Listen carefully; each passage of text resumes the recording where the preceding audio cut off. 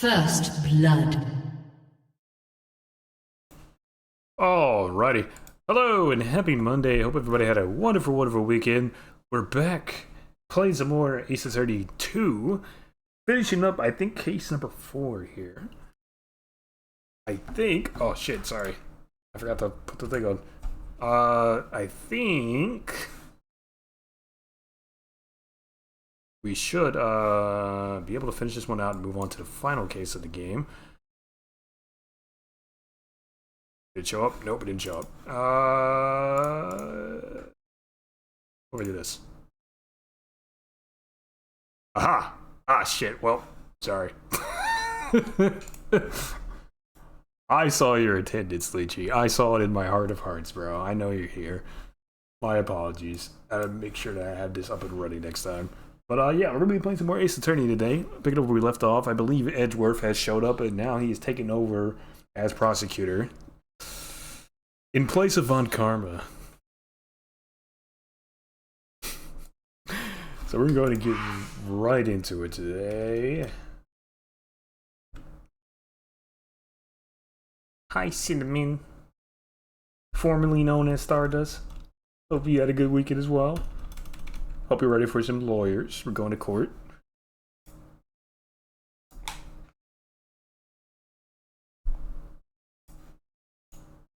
First month of June. I think we are officially in summer now.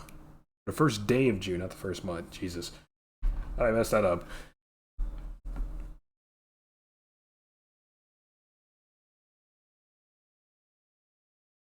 I made some jam today. I went berry picking. And picked some strawberries and some blueberries and some blackberries, and I made some jam today. That's how I spent my weekend. Exciting stuff.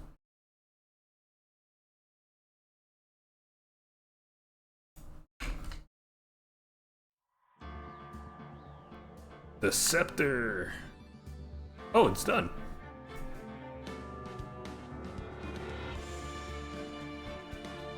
Beautiful. It's beautiful. Almost done. Ah, I see.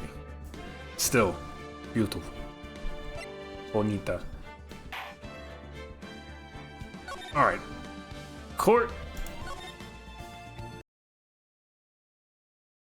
I believe before we went on recess here in the court on March 22nd, 2:14 p.m., District Court of Lobby number 3, we had accused Mr. Ungard's manager of the crime, because clearly the person wearing the nickel samurai costume was not Mr. Ungard himself. And she's the only one that fits the description, the only possible one it could be. You will have to forgive me, my brain is still booting up. Okay, dude, I can't believe that. Adrian, no way, not cool and collected Adrian Andrews. Yes. In fact, it is Adrian Andrews. Not as cool and collected as you thought. She's your manager. It would have been very easy for her to pull this off. The only person who would have easy access to the knife that you used at dinner was, well, her. So after the ceremony, during a break, huh? Mm-hmm.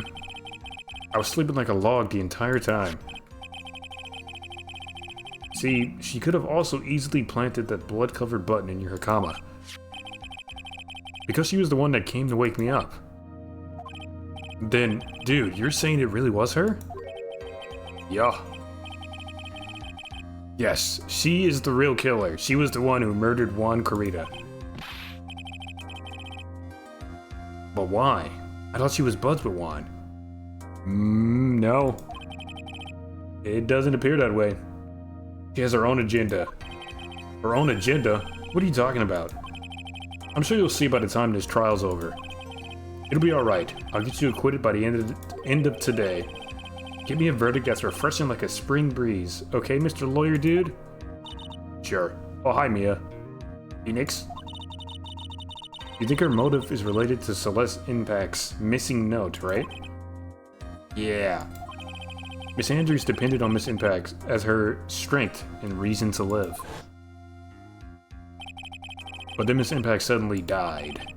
Sounds like she left a note, and the person thought to have hidden it is Juan, the victim of this murder. And that's why I think that Miss Andrews got close to Mr. Correa. All to get that note back. Sounds plausible. But one thing bothers me. What? Who was it that first told us about the relationship? Better stated, Miss Andrews' dependency issues with regards to Miss Impact. It was Edgeworth. It looks like he's still the one in command of this ship. Don't let your guard down yet. March 22nd, 2:25 p.m. District Court, courtroom number 3. Edgeworth. Court will now reconvene. Now then, Mr. Edgeworth, if you please. The prosecution calls the witness subpoenaed by this court. Miss Adrienne Andrews, the person who discovered the crime in Mr. Juan Correa's room.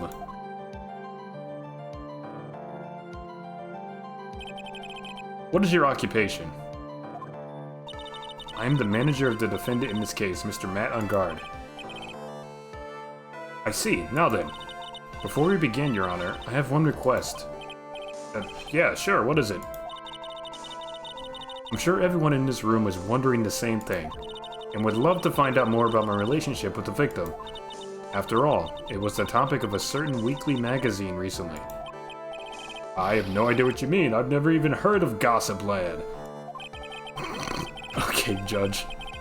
You say so, buddy. If the judge was ever a prosecution witness, he'd do all my work for me. Anyway, I was wondering if you could please tell us about your relation to the victim. Yes, I was seeing Mr. Correa. I was also aware of the rivalry that existed between Matt and Juan. But this was a private matter between Juan and myself. So, it was a fry and bait matter, or was that bait and fry? Reminds me of fishing. Judge. You're thinking too hard, buddy. But I didn't kill him. No one is accusing you of that. I think there's someone who would beg to differ. Yeah, me. It was me. Phoenix Wright. Attorney at law. What's up, Meg? Doing tests because you got an exam tomorrow. Good luck. Hope you do well. Hope you pass. I think we all understand your relationship with the victim now, Miss Andrews. Very well then, witness. Please testify to the court about what happened when you discovered the murder had taken place.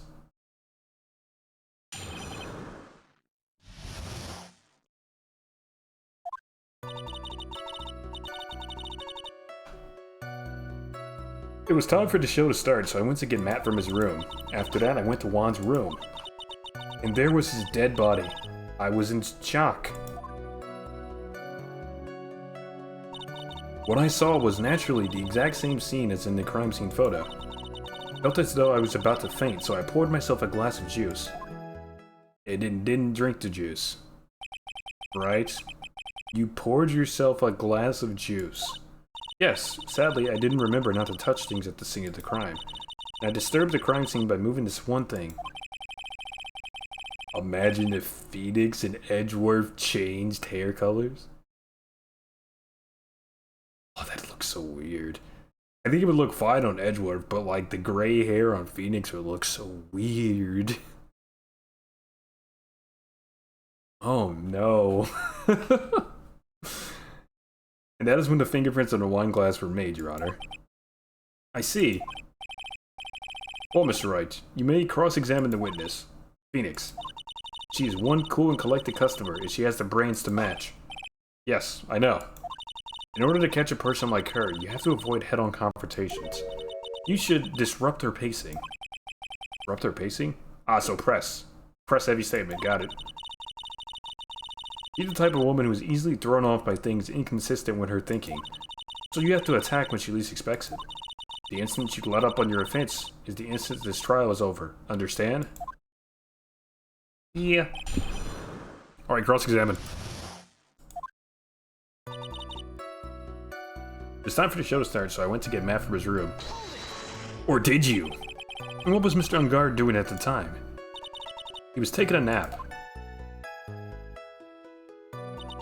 He was worn out from his mini performance as the Nickel Samurai during the ceremony. Mr. Ungard did say he was taking a nap. Then I guess you could say it could not have been taken... Huh. I guess you could say it could not have been taken out of his room, yes? I suppose. Excuse me? What are you... Right? I thought years of school would have taught you how to construct a sentence. If you can't make a sensible sentence with a subject, then I'll make one for you. Watch.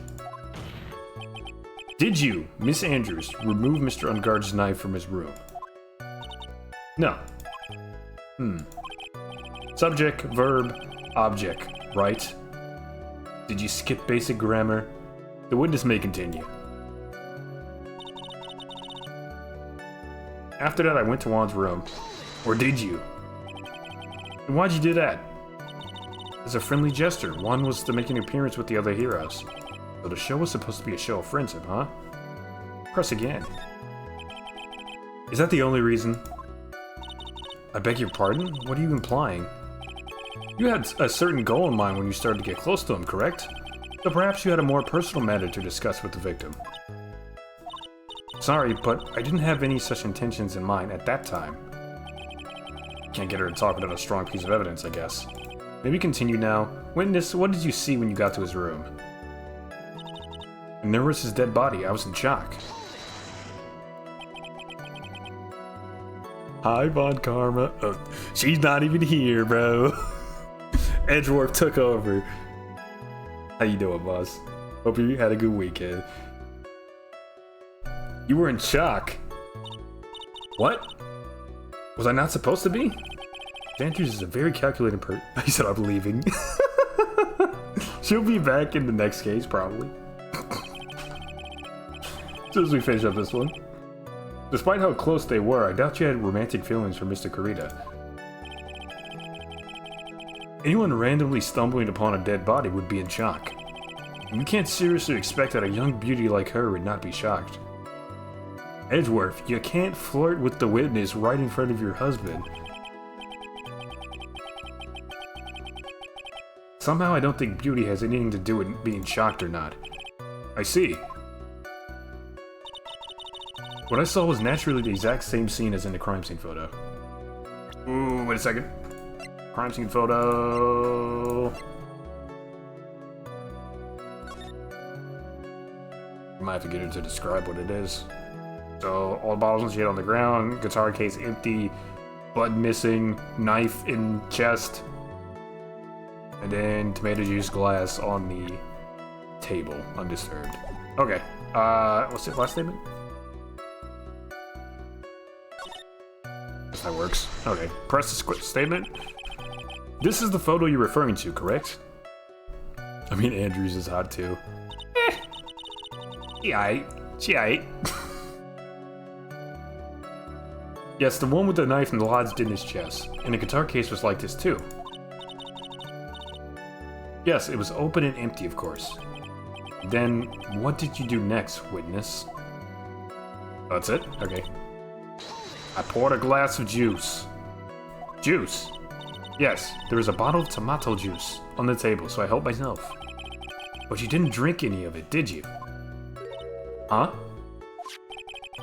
There were no lip marks left on his wine glass to suggest that anyone drank from it. I wasn't feeling terribly great, so I set the glass down without drinking it. Miss Andrews, I'd like to confirm with you one more time. When you discovered the dead body of Juan Kurita, you were in great shock.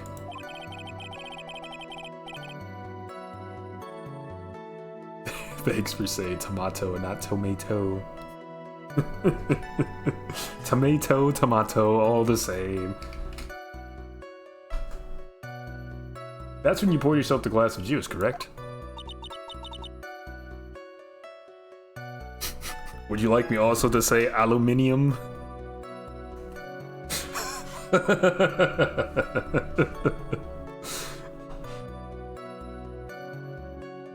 And what of it?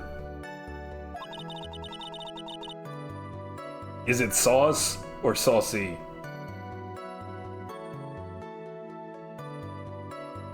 I like saucy better.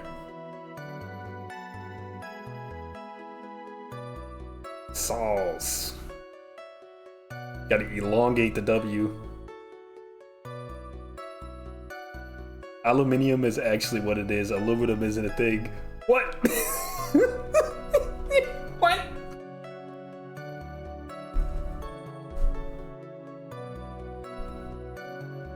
Sauce. You say that shit like Rick Ross. Sauce. I'm looking it up. I'm Googling in real time.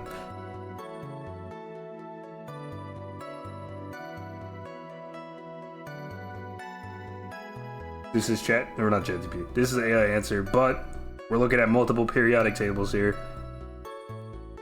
So I'm seeing 1, 2, 3, 4. Hi. Yes, please.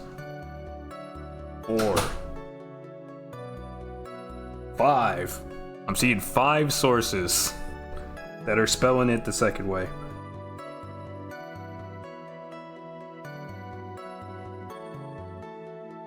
Periodic table element number 13.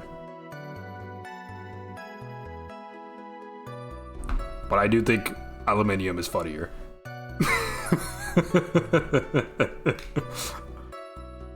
I will concede that point. It's the funnier and funner way to say it.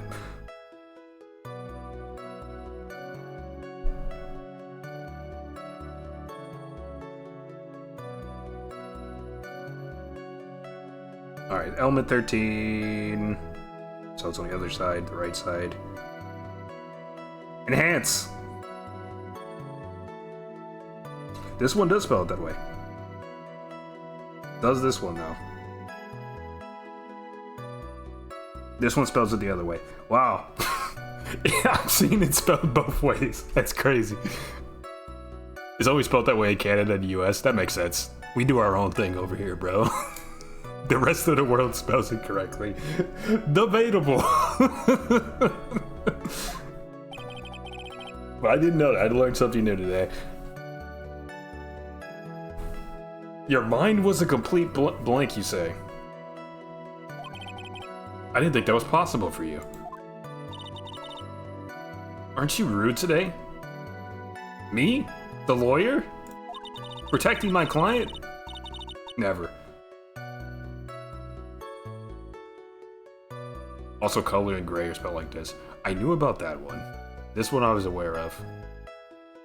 I do like gray spelled with the D better. I feel like that's the better way to spell it. Personally. It's more satisfying.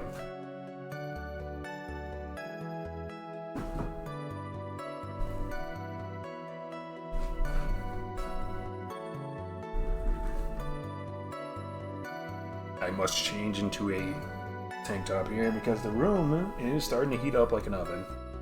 1 sec. Boy.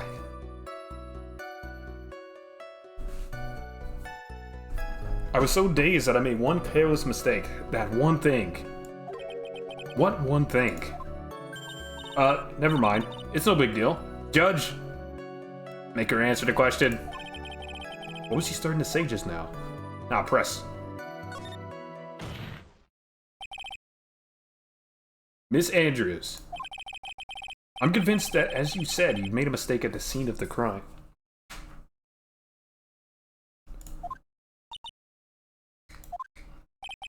What I really want to know is what this mistake was. Actually, so would I. Edgeworth, agreeing? Agreeing with me, Phoenix Wright? This is a rare occurrence. Must be a full moon. I'm sorry, it's kind of embarrassing. She pissed herself. It's crazy, bruh. No. When I set the glass down on the dresser, I accidentally knocked the flower vase over. I didn't know she was wearing flare pants. What the hell? I guess bell bottoms. Are those bell bottoms? Kind of, sort of, right? Flower vase. Are you talking about the one in the floor in the crime photo? They are flares. Okay. See. I know my fashion. I keep doubting myself, bro. I keep doubting myself.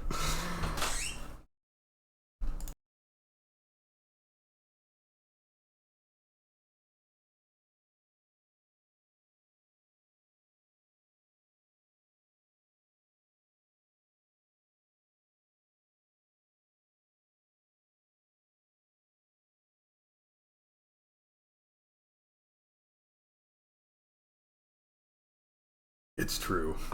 I am a woman. Oh my god. Never living it down. Never living it down.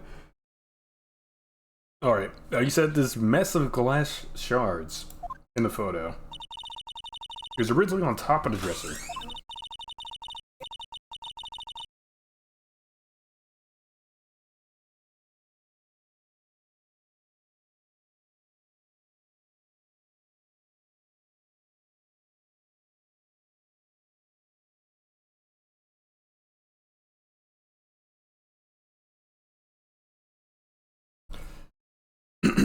But when I bumped into it with my elbow, it fell into the guitar case.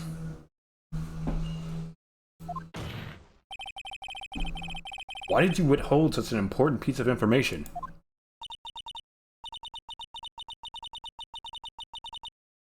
Does my mom react to my face too? I mean, mostly just the eyes.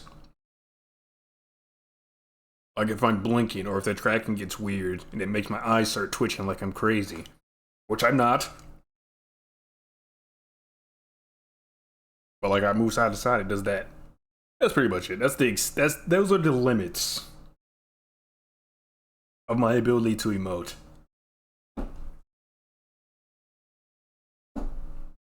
I say as I bite into a piece of garlic bread. I'm sorry, I thought that since the crime scene was already in disarray, that people would simply assume the vase was just another part of the mess. It looks like yet another fact has come to light here. Please add this to anything else you have to reveal to your testimony. I'm sorry, but I have nothing more to add. I didn't touch anything else.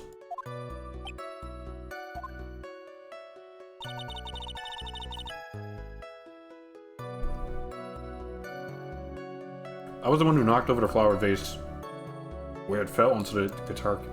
Oh, wait a second.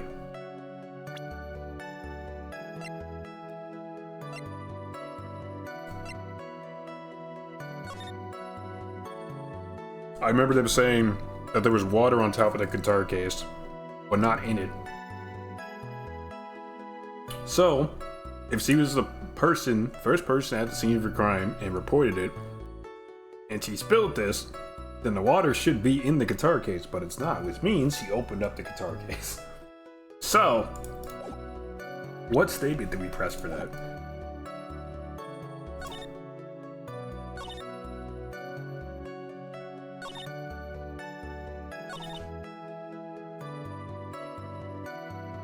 It might be that one. But we should press the new thing too. I'm pretty sure it's the other one. What kind of flower vase was it? Okay, Phoenix, I don't know how important that is, bro. It was a glass vase, and it was fairly big and heavy. I thought I would try to take Juan's pose. So I set the glass I was holding down on the dresser, and that's when my elbow accidentally hit the vase. That's odd, I thought she was always in total control of herself. That's what she would like people to think. Always be mindful of the gap between your perception and reality. Thank you, Mia. It doesn't sound like there's any glaring contradictions in her testimony just now. I warned you earlier that she would not crank so easy. The only way to make her is to keep on the offense and not let up. The only way you're going to catch her is with some strong, very decisive evidence. I have to find something. I have to, for Maya's sake. Still kidnapped, by the way. So, I'm pretty sure it's this one.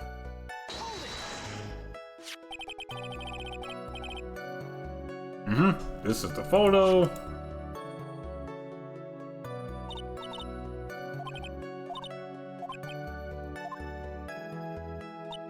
Wait, what?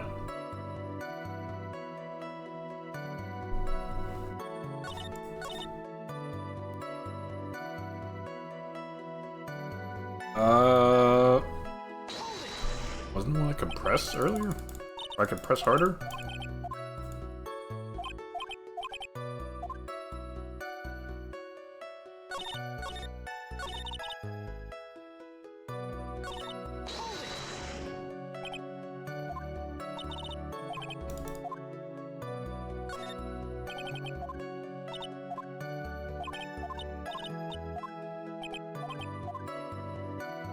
Okay, so it has to be a contradiction then.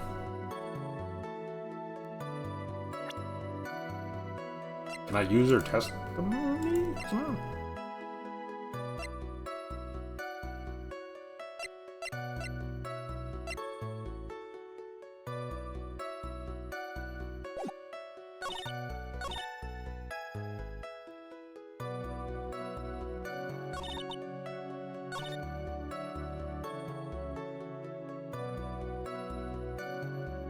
I feel like it's...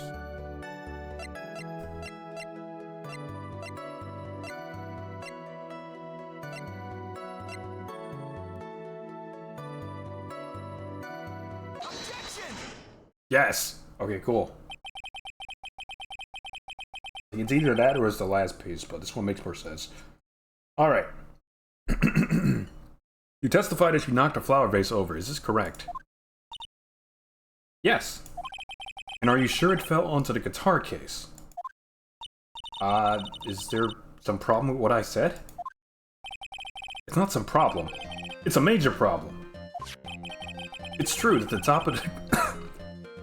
Oh god, I'm dying. It's true that the top of the guitar case was wet with water. However, that's exactly what is so strange. Miss Andrews, you testified that the vase that fell on to the guitar case. However, if that was true, the case should have gotten wet on the inside, not the outside. Moist guitar.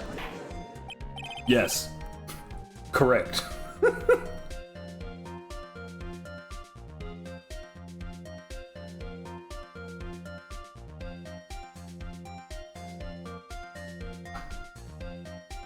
That's very true.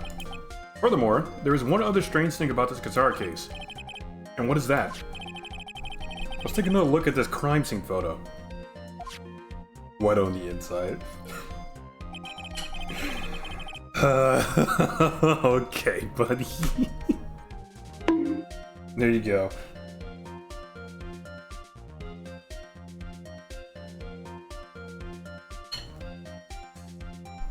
The remains of the vase are scattered on the floor. This game has so much potential. It's doomed. It's doomed, Yelly. Phoenix and Edgeworth will never end up together.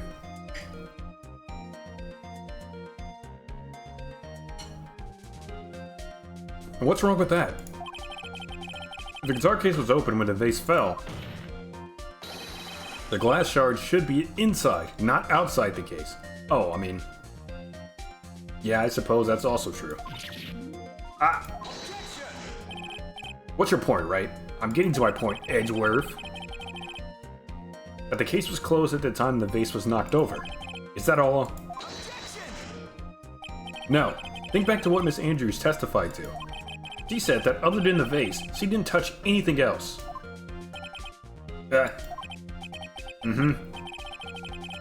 That's right. She did implicitly say she didn't touch the guitar case.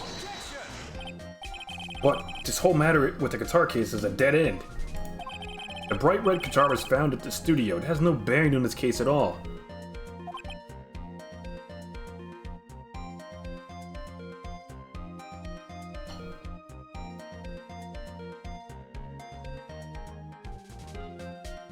I see Edgeworth is here. The whole family's here. Dad, and Grandpa.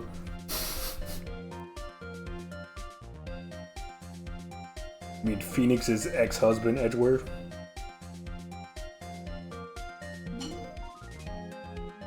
Who has visitation rights with Maya on every other weekend. Speaking of that, she's got kidnapped, by the way. Edgeworth was supposed to be watching her. It was his weekend. Shake my head, man. You're married again. Renewed the vows yesterday. Damn, I must have missed it.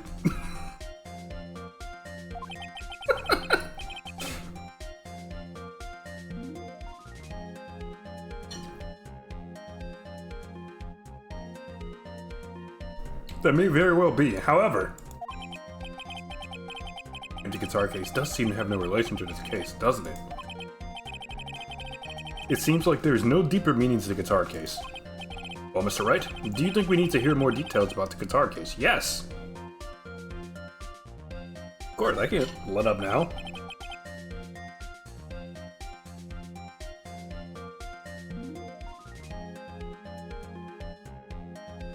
The empty guitar case. I believe this is a crucial piece of the puzzle. I can't believe anyone would reach for straws like this, but it is you. Can't believe I'm doing this either. Alright, I'll follow along, for now.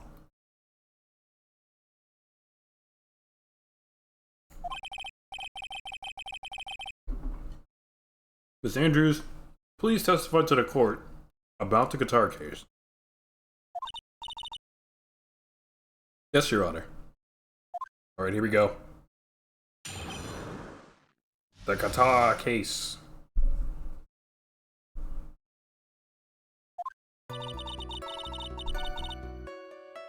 I don't remember too clearly because I was a bit dazed.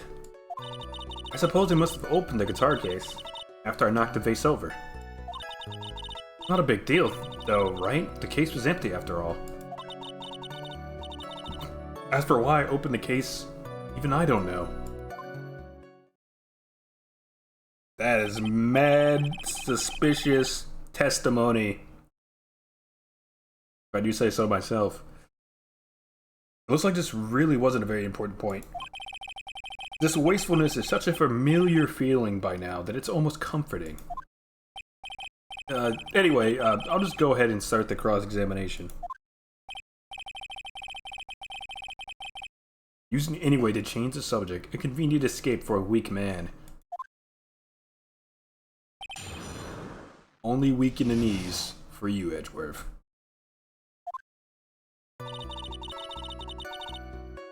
Okay, don't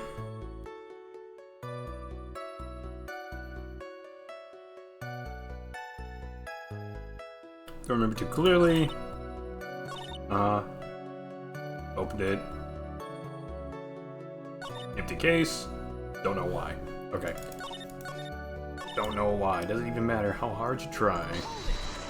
I'm gonna press this first statement. During your testimony just now, did you remember those events clearly in your mind? Well, you see. Are you sure you are the one who opened the guitar case? She's waiting for someone to tell her if she should answer or not. Sounds like her dependent side is taken over. Well, Miss Andrews? Yes, it was me.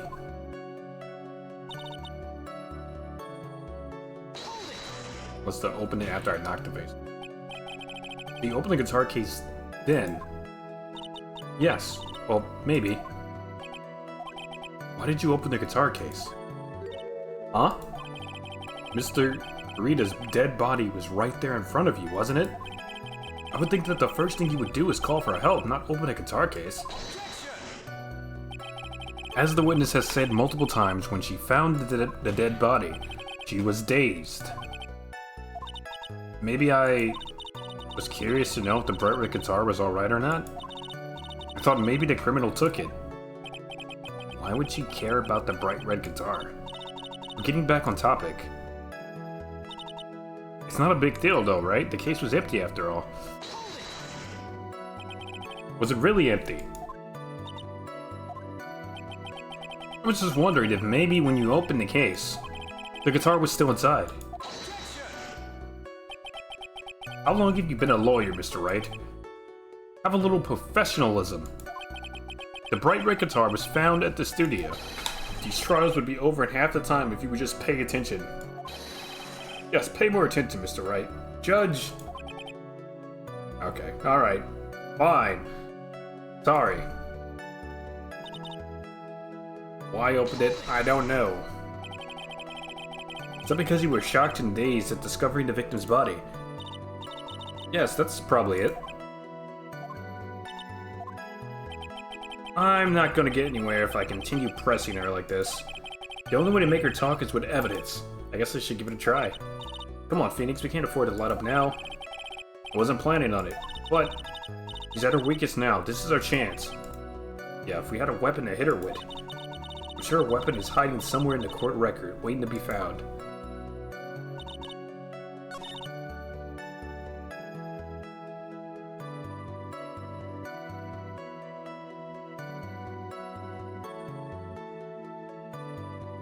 After I knocked the vase over.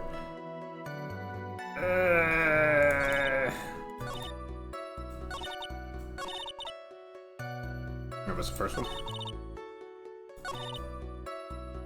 Maybe this?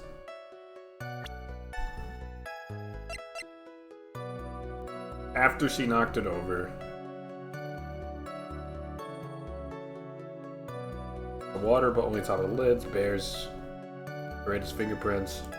Sense.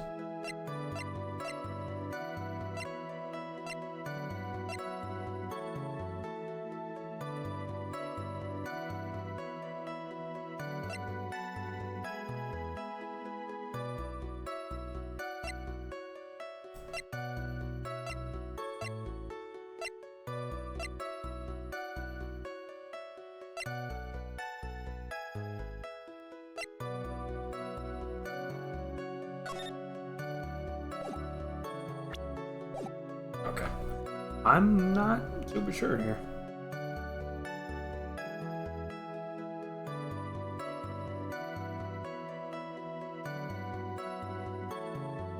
Press it again.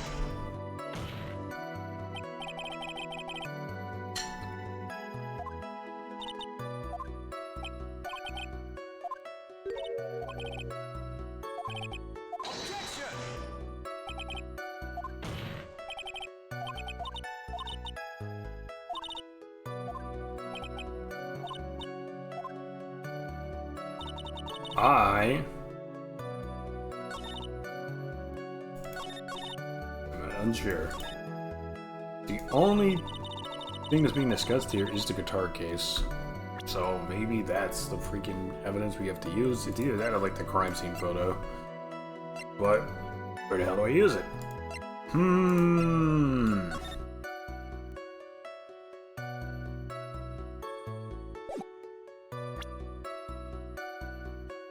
Opened it after I knocked the vase over.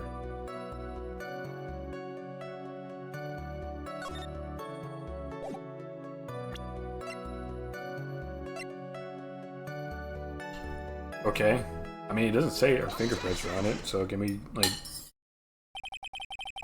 Okay, I guess that was it.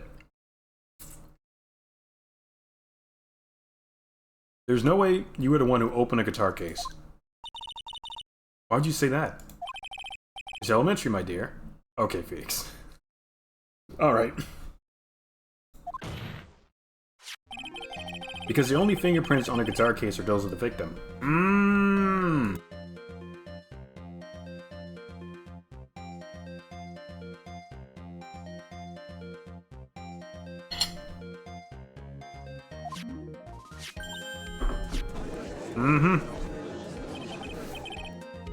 What is it, Miss Andrews?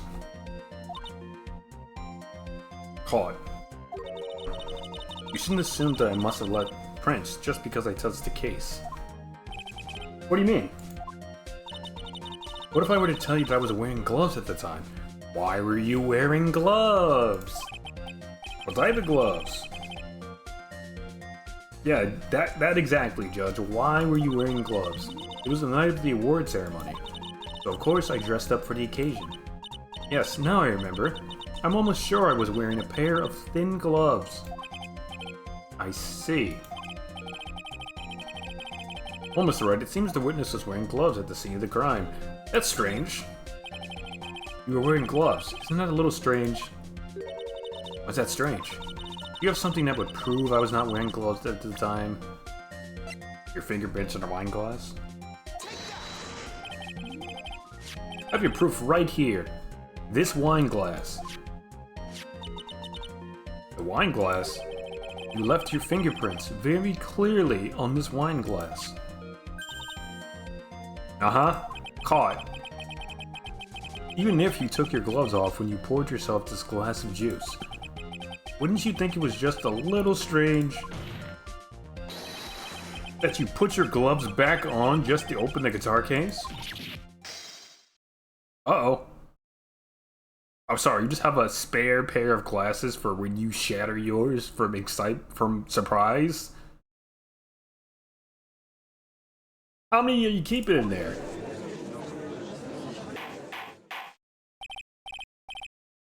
Order! Looks like you hit the nail on the head this time. What do you mean?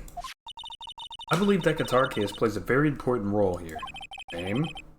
But it's just an empty case. I wonder if it really was empty, though.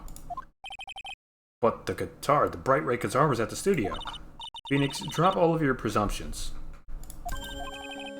Oh shit, I skipped it. What was not... Huh. I missed what he said. Please tell me there's a log. Why is there not a log? Bruh. Oh god. You don't mean it was a bright white guitar? Wait, no, that's not right either. I mean, it would be unnatural for someone to do that. So the witness was not wearing gloves, despite the fact that on the case... Your Honor, this is obviously the Fitch's usual misdirection tactic at work. Steer the court towards an unrelated topic and lull us all into his misguided... No. Your Honor, please recall that Miss Andrews had testified that the vase fell onto the guitar case, which means that the case was closed when the crime took place. However, it is wide open in this photo of the crime scene. I'm sure this guitar case had some relation to the murder. If you're so sure, right, then I'm sure you can somehow substantiate your outrageous claim, correct? Please enlighten us as to why that guitar case has nothing at all to do with this murder. Can you do that, Mr. Wright? Or I think he might have said anything, not nothing. Oh well. Let's suppose for a second that the bright red guitar was not the only thing that could have been in the case.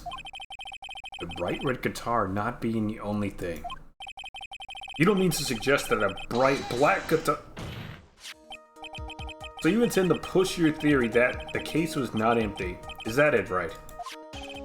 I wouldn't say something I didn't intend to prove. Deflate that head of yours, you haven't proven anything yet. Now then, let's have it. What was inside this case at the time of the murder? Oh god. Lada's camera?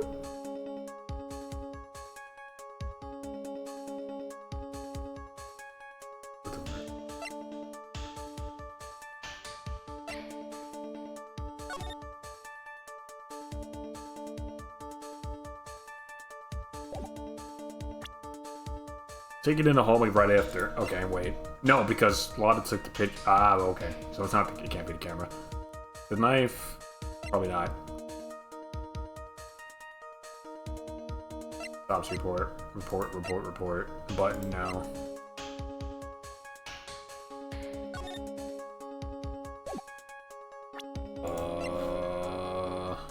Nope.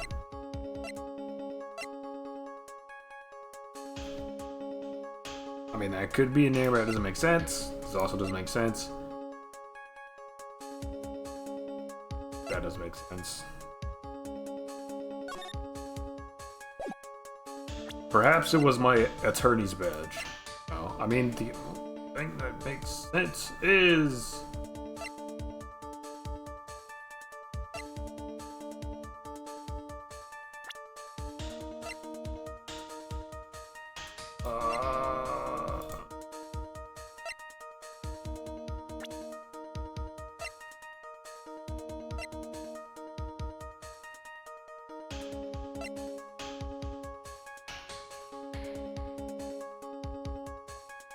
look at...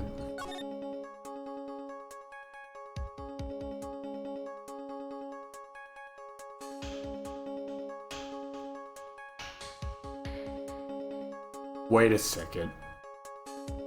She said she was wearing gloves. But, you know, there was fingerprints on the wine glass, so she wasn't wearing gloves when she went into the room or at the ceremony.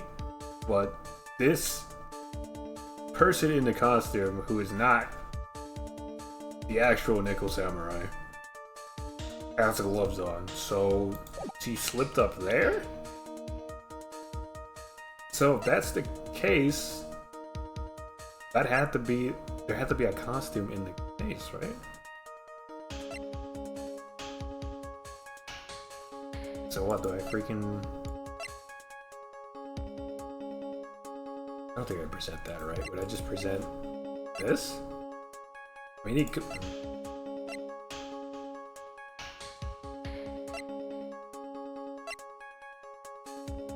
This one. Yeah, and you can see it even more clear there. That's a glove.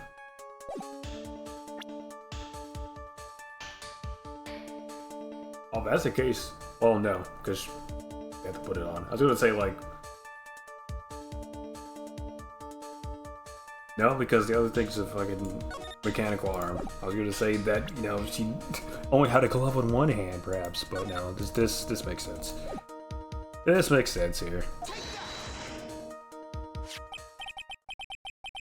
This is a photograph. Yes, it is, Judge. Yes, but what is important is what's in the picture, Your Honor. In this picture, it doesn't take a genius to see what I mean. What I'm proposing is, inside the guitar case was the Nickel Samurai, the hero's very own costume. What? Mr. Wright, explain yourself. Right? Are you saying that the witness opened the guitar case to take out a costume? What insane point would there be to doing something like that? That insane point would be to wear the costume, of course. Miss Andrews put it on to hide her identity so she could make her escape. After all, you couldn't let anyone see you leave, could you, Miss Andrews? Probably for multiple reasons, honestly. I refuse to accept your theory. Too bad! Because it's the truth, Edgeworth. Do you have anything to support such a preposterous idea? Just outside the door was an investigative photographer who was starving for a big suit. Lana, once again saving the day. In the end, she managed to get this shot. Correct? You mean this photo? Mm-hmm. Order!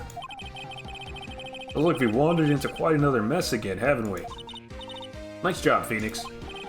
You know my strategy. Speak first, think later. Real. So the real murderer was hiding inside of a costume. Wait 1 second, Your Honor. The Nickel Samurai's costume would have been Mr. Matt Ungard's. Why would something of the defendants be in the victim's room? And inside the guitar case of all places? True, that is a little baffling. Mr. Wright, the court would like to hear your thoughts. What was the Nickel Samurai costume doing inside the guitar case? It could have been a spare, yeah. I don't think you can take that big-ass costume off of somebody without waking them up. Unless she drugged him or something. Maybe. Nah, it's a spare costume. I think it's a spare costume. Mr. Ungard did not take his costume off during the break. In that case, the costume we were talking about was the spare one. What? Then, are you saying that on the night of the murder, there were 2 Nickel Samurai costumes at the Gatewater? Yes. That is what I'm saying. And how do you explain the costume that was inside the guitar case? It would mean that the victim himself had brought this spare to the ceremony on purpose. But why? The victim, Mr. Kurita, was the jamming ninja. Why would he secretly bring the Nickel Samurai's spare costume with him? What could be the reason behind such a peculiar act? And therein lies the sticking point. What are you mumbling to yourself about now? You've just been rambling all this time without any sense of inner monologue?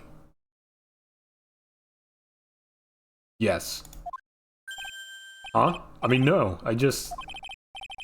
Mr. Wright, please explain yourself. Why do you think the victim had the Nickel Samurai's spare costume? Phoenix, are you sure you can explain this one? Hell no, I'm not, but we ball. As always.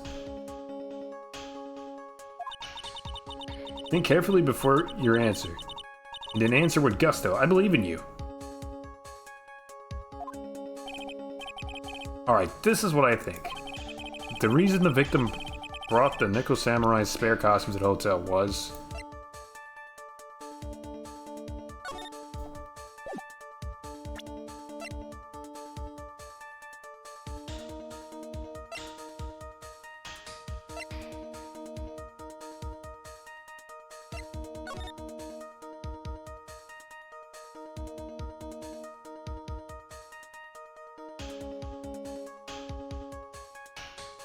Oh shit, it could be this.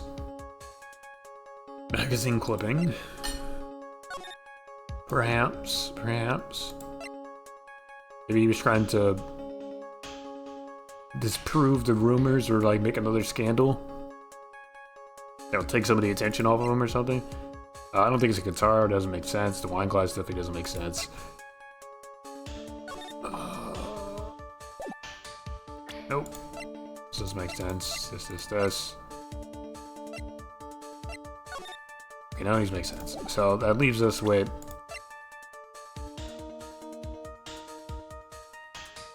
magazine clipping and maybe this thing that we haven't used yet. The reason the victim brought the Nickel Samurai spare costume to the hotel was...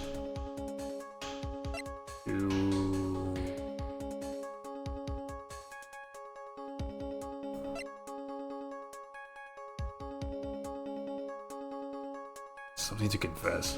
Wait.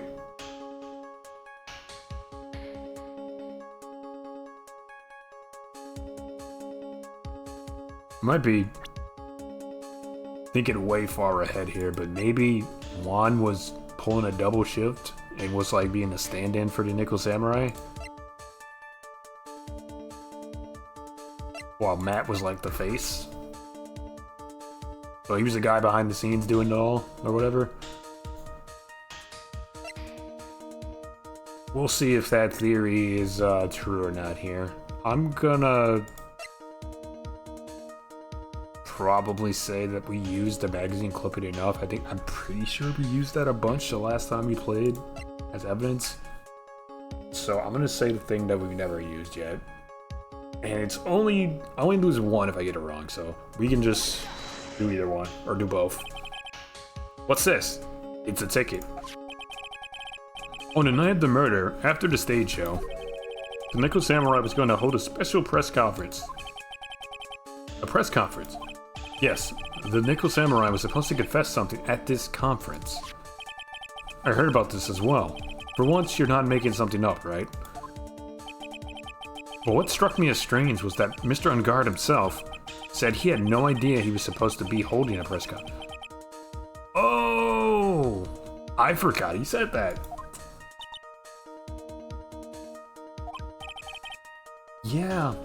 Yeah. Okay, then this is making... yeah, I think the theory might has some truth there. How can that be? The way I see it, that can only mean one thing. The conference was set up by none other than the victim, Mr. Juan Correa himself. The victim? Yes. The spare Nickel Samurai costume was prepared for that very conference. Mr. Correa was going to hold the press conference as the Nickel Samurai.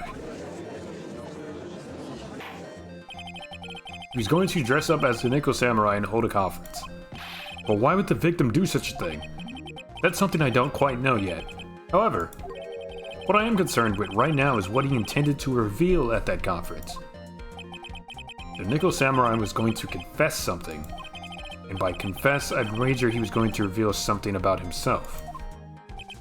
Which means that Juan Correa, posing as the Nickel Samurai, was going to speak about Matt Ungard. Yes, I guess that is what it would mean. But if that's the case, that's not confession. That's public disclosure. Okay. Miss Andrews? I can see why you are pros at what you do. Pardon me?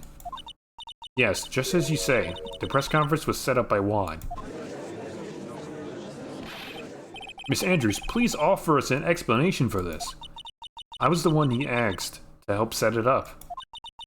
And the person who prepared the second costume for him. That was also me. You? Juan had bet everything on the Jamming Ninja this year. And if he lost the Grand Prix, he was going to make sure Matt was going down with him. That's what he thought anyway. Interesting. He was going to ruin him, huh?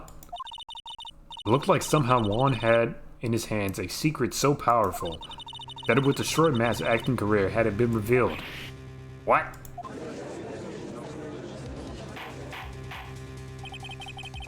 Do you know what this secret of Mr. Ungard's is, Miss Andrews? That's something only Juan knew. I don't know what it is.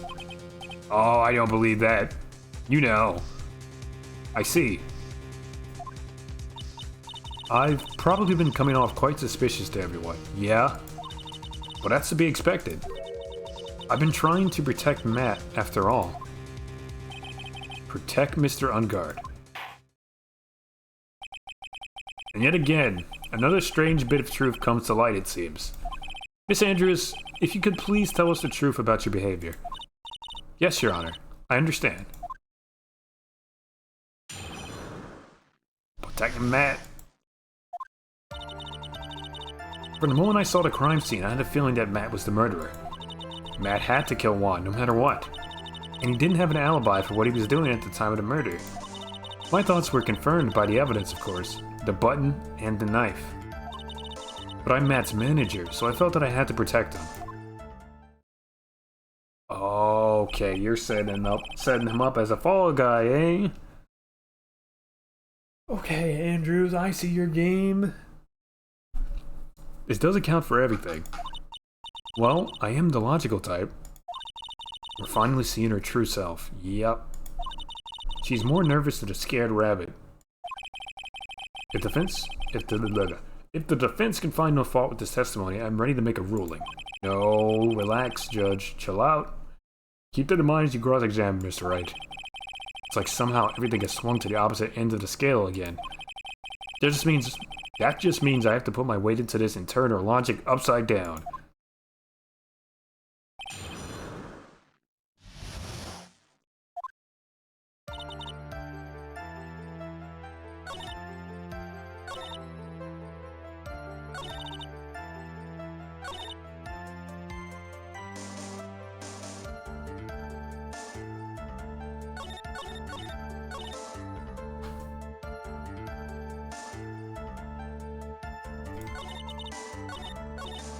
The thing that stands out for me is his very last one. I'm Matt's manager, so I felt I had to protect him. No. If he's out here smoking people to keep his career alive, bro, I think you probably distance yourself. Number one. Number two, report that shit to the police.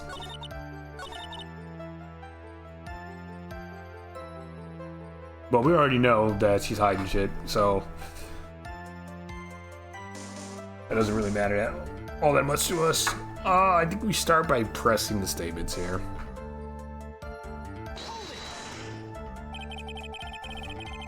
Would you say that was your intuition speaking to you?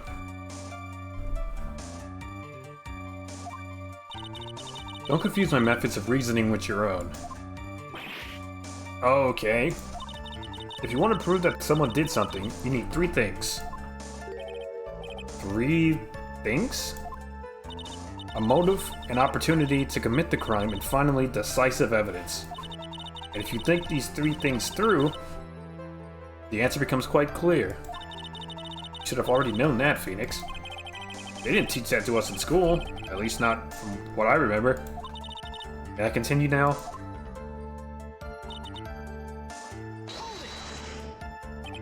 So why would you say this need... Oh, sorry. Not why. Would you say this need came from the press conference? Yes. Do you know why Juan chose that event in that hotel for the conference?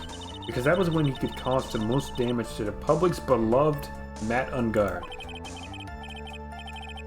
You knew of this plan, didn't you, Miss Andrews? Yes, because I was the one who set up the conference and prepared the costume. Okay, but we need the why. Why would you do that? But I'm sure Mr. Ungard himself didn't know anything about this press conference. Oh, really? Can you show me any proof that he didn't know about the press conference? Anyway, the important thing here is that this information was not in your testimony. I agree, Miss Andrews. Please correct your testimony, if you please.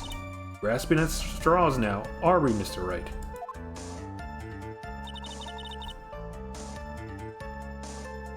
I know what his motive was, but I don't have any way to prove I'm right. Has Mr. Ungard done something to hurt or betray you personally? Why do you ask? You were the one who helped Mr. Kureta with his press conference, and that event was supposed to bring down Mr. Ungard, yet you still helped out. The person on trial right now is Mr. Ungard, right? What the witness was thinking, helping the victim with his plan, is none of our concern. In any case, this means that the defendant had a motive to kill. Why do I keep doing this to myself? He didn't have an alibi for what he was doing at the time of murder. I mean, you saw him sleeping, though. You're the alibi. Didn't you already testify earlier that Mr. Ungard was taking a nap in his room? Are you telling me now that that too was a lie so you could cover for Mr. Ungard? I'm not telling you anything of the sort. When I went to get him for the show, he honestly was sleeping. However, as to whether he was sleeping the entire time, I cannot say. I was too busy setting up the stage at the time.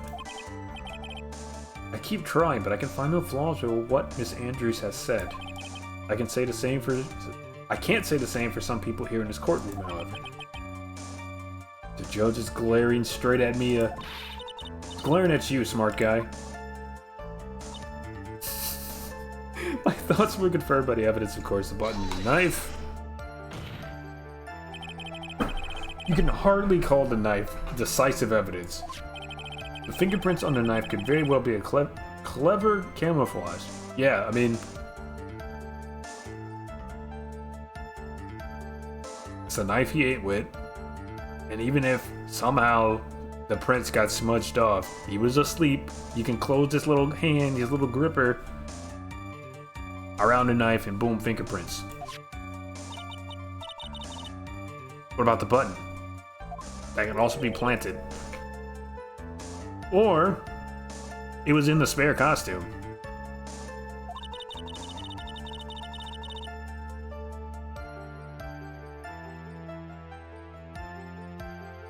It's clear from the crime scene that the victim and his murderer fought. During the fight, the killer ripped the button from a Jammin' Ninja's costume. You're talking about this button, correct? That button was found in the pleats of Matt's Hakama, isn't that correct? I would think that makes it very decisive evidence. Looks like you were outfoxed again, Mr. Wright. Anyway, the knife doesn't prove a thing. Please fix your testimony. I can't stand the sight of a man who can't gracefully accept his defeat. Thank goodness Mia can still look at me. With an icy stare, yes. Miss Andrews, for Mr. Wright's sake, please add this information to your testimony.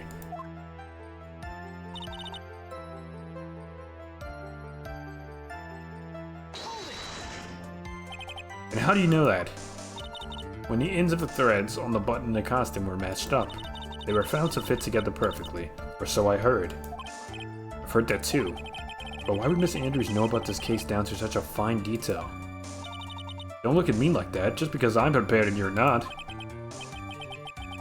Thought I had her this time for sure. there's anything to trip her up on, it has to be here, but where and what? But I'm Matt's manager, so I felt I had to protect him. Well, what you really did was stab the guy in the back, didn't you? And at the worst possible time. Who's to say she really stabbed the guy in the back, as you put it? This witness could have disclosed things about Mr. Ungard at any time. Why didn't she wait until there was a large audience before doing so? It's the same reason Mr. Correa planned such an elaborate conference. Miss Andrews wanted to cause Mr. Ungard as much damage as she possibly could. This witness bears ill will towards the defendant. This isn't the Phoenix Wright wax... This isn't the Phoenix Wright Wax Philosophic Power Hour. And please stop slandering the witness. As I expected, Miss Andrews' testimony seems pretty solid. Really, because to me, it sounded a little wishy-washy. Wishy-washy? Well, I guess we'll see if I press a little more. You should know this by now, but you'll need strong evidence. Got it, Chief. I'm gonna pin you down this time, Miss Andrews.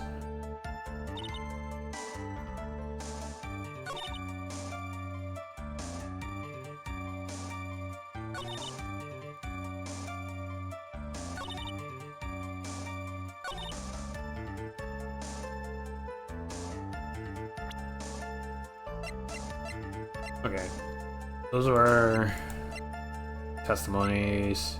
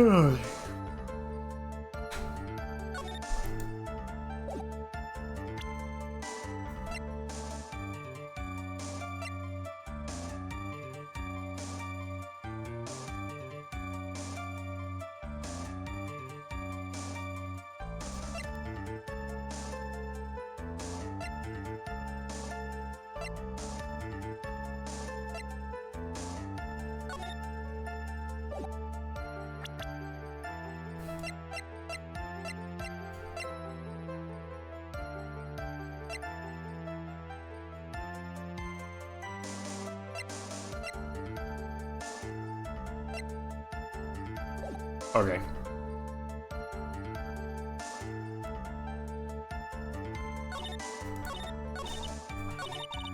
All that. Let's see. For the moment I saw the crime scene, I had a feeling that Matt was the murderer.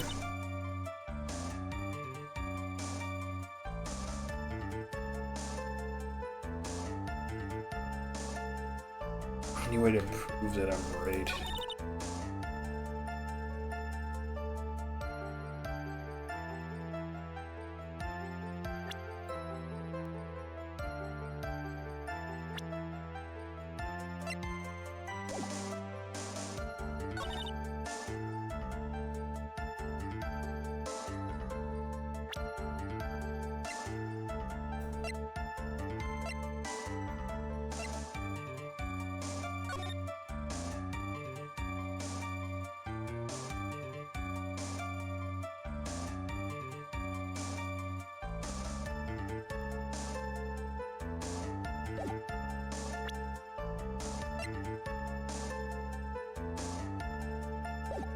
I'm not sure.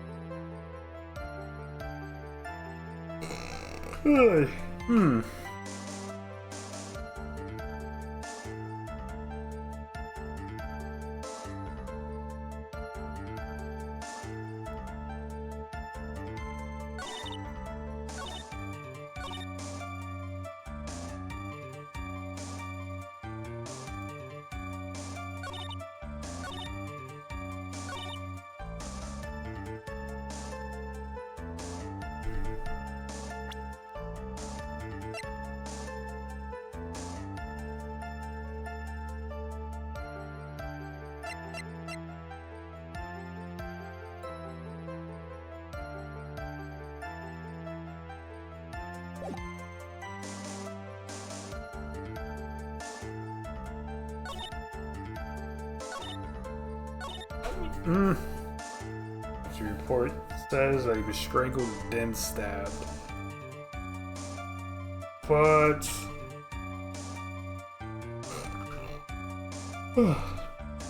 did she say anything about how he was killed? I don't think she did.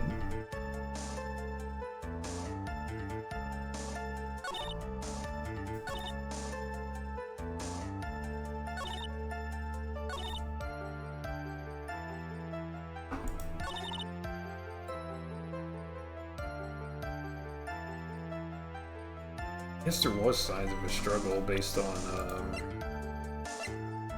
crime scene photo.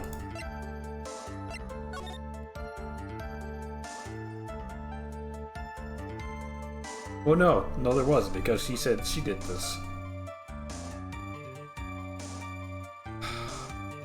It's hard to tell. God, okay.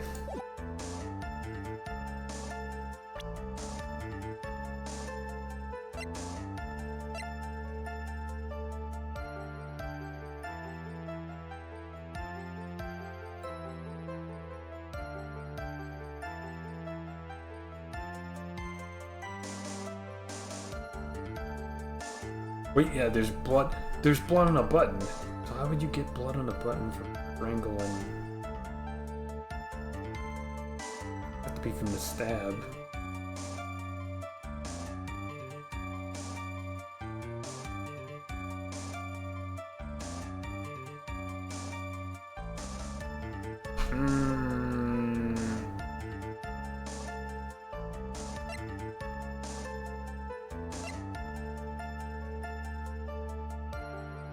I think he was stabbed posthumously. The knife is a red herring here. He was stabbed after he was dead.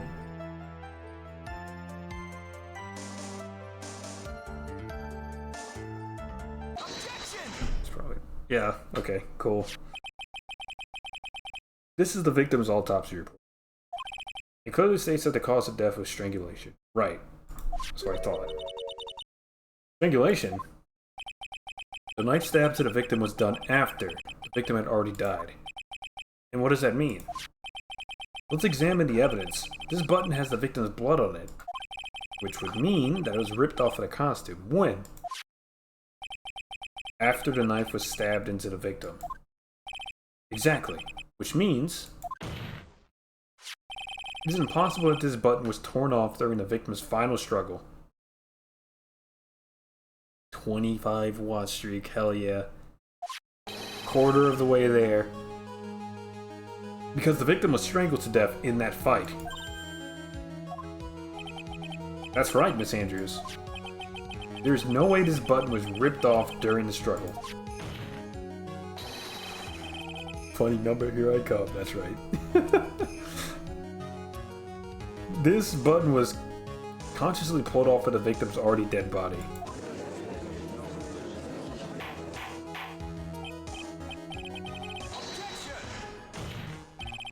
What is the meaning of this, right? So what if the button was torn off the body after the victim had already died? What does that change? Let me ask you one simple question, Mr. Edgeworth. Why was the button torn off? What purpose did that serve?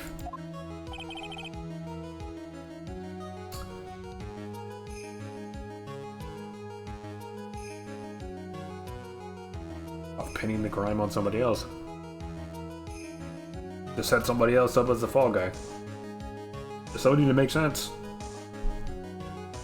What purpose? We now know this button was not torn off during the fight. So the murderer took the time and effort to purposely rip this from the victim's body. That would mean that the murderer had something in mind, wouldn't it? Yeah, planned evidence.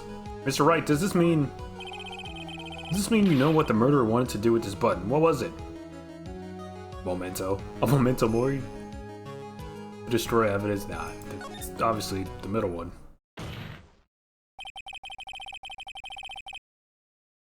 There's only one logical reason for doing something like that. It was to pin the crime on Mr. Ungard. There's no way anyone would put a bloodied button in their own pants. That's right. Mr. Ungard was set up. By the real killer, of course.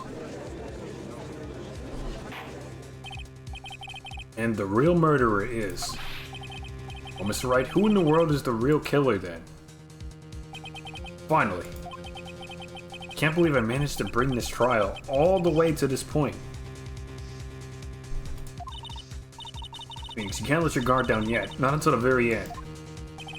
The real killer, the person who wanted to frame Mr. Ungard is... Wendy Oldbag. No, it's obviously... Adrian. Miss Adrian Andrews.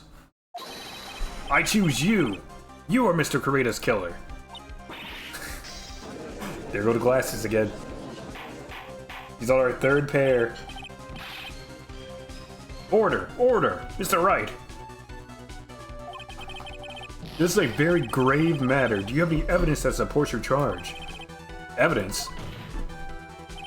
All of the evidence points to Miss Andrews. How preposterous. You can't stick any of that on me. I can't? Can I? Would you care to test me? Then, what about this knife?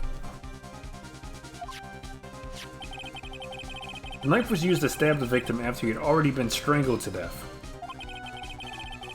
It was used to throw suspicion onto Mr. Ungard, naturally. A knife covered in the defendant's fingerprints could only be taken from his room. And the only one who had dinner with him and knew which knife to take was you. Okay, glasses, pair of glasses number 4. Then, what? What about the button that was found in Matt's Hakama? This button was removed from the victim's body after he'd already died. The only people who could have done so were the person who found his body or the killer. However, if Mr. Ungard was the real killer, there is no way he would have put such incriminating evidence in his own Hakama. Alright.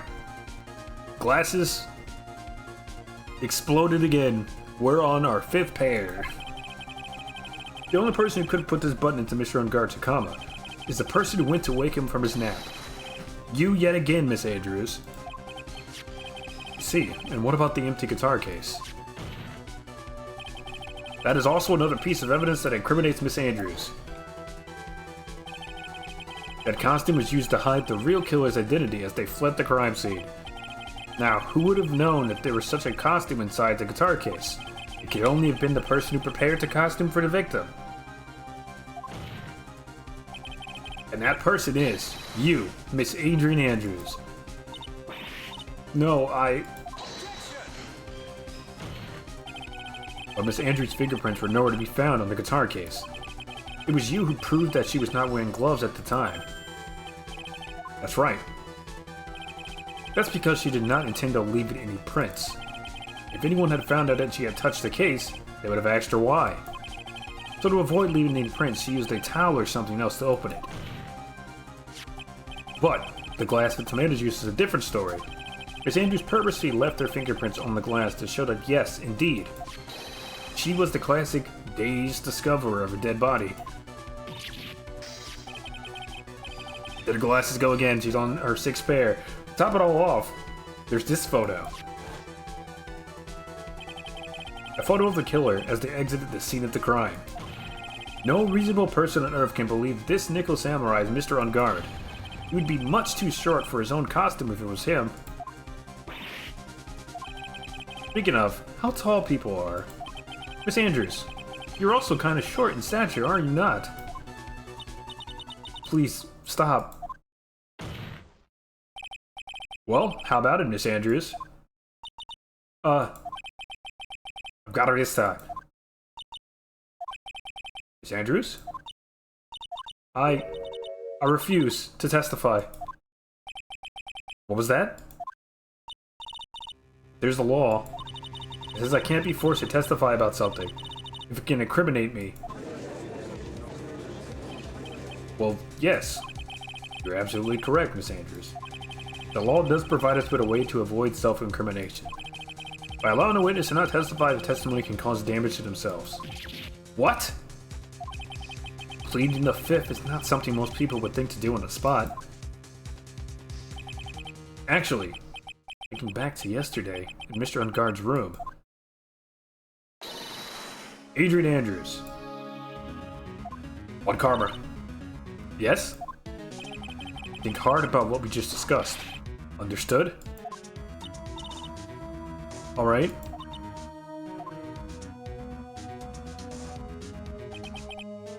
That's it. That's when Francesca planted this idea into her head. She must have told Miss Andrews to not testify if things look bad. Did a good job proving everything up until this point, Phoenix. But there's still one thing you haven't done. Something I haven't done? What's wrong, right? Are you finished already? Run out of evidence?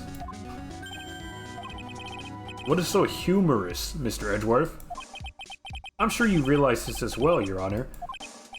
But everything the good lawyer here has proven up to this point is meaningless. What? Everything you have proven is circumstantial. Circumstantial? Yes, circumstantial. You have yet to prove a single piece of definitive proof. Provide, rather. Proof that Miss Andrews did in fact harbor a wish to murder Mr. Gareda.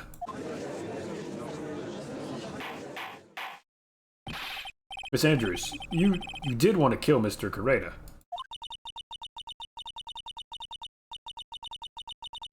I believe this may lead to me incriminating myself, so I will abstain from answering. Well, Miss Andrews, if you do that, it would be the same as admitting your guilt, don't you think? Maybe so and maybe not. There is nothing to prove it either way. Besides, you don't even know what crime I'd be guilty of due to my silence.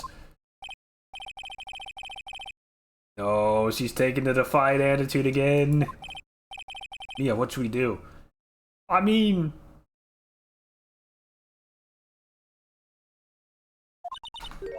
You're saying you plead the fifth, but you're continuing to talk, so... Interesting. Somehow we landed in the worst possible situation. I think we have reached a certain conclusion at this point in time. Miss Adrian Andrews has refused to testify. And the defense's theory that she is the actual murderer has not been fully substantiated with solid, definitive proof. But that's not true. In this situation, there's only one thing this court can do, and that is to declare a recess. Recess? I request that both the prosecution and the defense look further into this matter. And at tomorrow's trial... Tomorrow? We don't have a tomorrow. If we don't get a not guilty verdict today, then... Please wait, Your Honor. That's not necessary. The trial... Please continue the trial. What are you sweating for? Your client is getting one more day to live, isn't he? That's not it. This isn't about that. Edgeworth, I know you know who the real killer is. Please, let the trial continue. If I don't get the verdict, then Maya... But it's impossible to continue as long as the witness refuses to testify. Now then, this court is... It is not impossible for this trial to continue. Mr. Edgeworth, what are you... It's true Miss Andrews holds the right against self-incrimination. However, it's a topic of conversation where something unrelated to whatever she may be guilty of, then she has no right to withhold testimony. Yes, that is very true, but... Actually, there is one little thing that I'm curious about. Miss Andrews, when you found the victim's dead body, you poured yourself a glass of juice. Yes, and... I can't help but think how unnatural that is. Usually, when one finds a body, they are shaken up, not stirring a glass of juice. So my actions were unusual, but I've already... Before you speak, I want you to state that if you have a reason behind your actions. I would like you to testify to that effect. Testify? Your Honor, I would like to request that the witness testify again, as to what happened when she first discovered the victim's body. Whatever we find out in his testimony should in no way implicate the witness. I don't know what it is about Edgeworth today, but I can't get a good read off of him. Is he friend or foe? I just don't know. The court acknowledges the prosecution's request. Miss Andrews, if you please. When I found the body, again. That glass of juice, I didn't really pour it for myself. I was surprised when I walked into the room and saw it in that messy state. And Juan, he was sitting slumped over and tired looking in the corner. When I saw him sitting like that, the thought that he was dead didn't cross my mind. To be honest, I thought he had just fainted or something, so I went to pour him some juice. When I realized that he was dead, that's when I knocked the flower vase over. What? You saw... Okay. Let's assume for a second that is true. You walked in, you didn't know he was dead. Did a knife sticking out of his chest not alarm you at all? That something was wrong. I mean, that's like full frontal, bro. You don't exactly walk past his body and see him slumped over and not see the knife sticking out of his chest. Like, look at this shit. Look at that. Come on now. And the table with the juice on it is right here. So, like, what? Man, she's lying, bro. So you poured some juice. Why didn't you say so in your early testimony? I didn't think I needed to include something so trivial. Phoenix, please be careful here. If you can't find anything wrong with this testimony, then there's nothing left. I know. Edgeworth, what the heck is going on in that brain of yours? Now then, Mr. Wright, you may begin your cross-examination.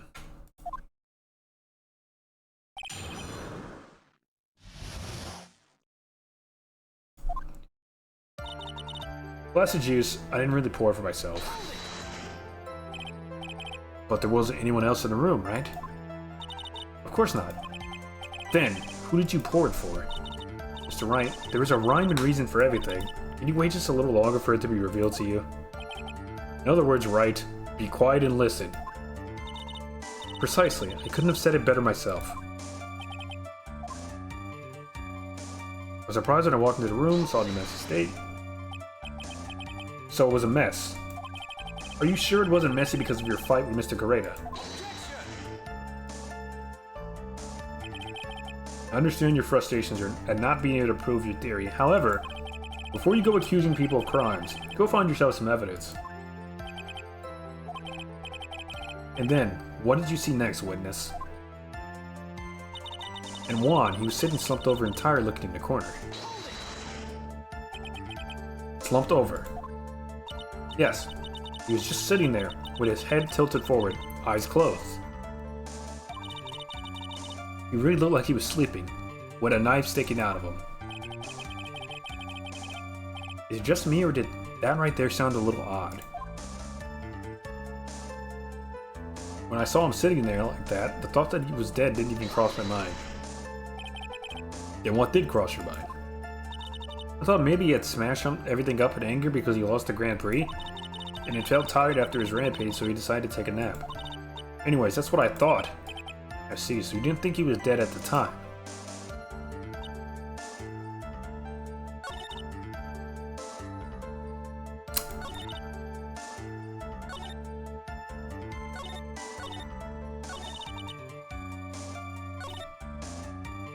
Nah, that's BS, bro. Come on. Literally, yeah, there's a knife sticking out of him. You're full of it. You're full of it. So you honestly didn't think he was dead when you found him? No, not at all. Even though this is what you saw when you discovered the body. Yep. What is the meaning of this? Isn't it obvious, Your Honor? There's a knife sticking straight out of Mr. Coreda's chest. Anyone who saw this scene would have immediately thought that he was a dead man. Well, you see, I doubt a single person in the world would mistake this for someone who fainted, and then so nonchalantly go pour something to drink, excuse me. Your point is, Miss Andrews, your testimony just now, it was all one giant lie. And you're on your 7th pair of glasses, ma'am. And your lie's proven one thing very clearly, that you are the real killer. No.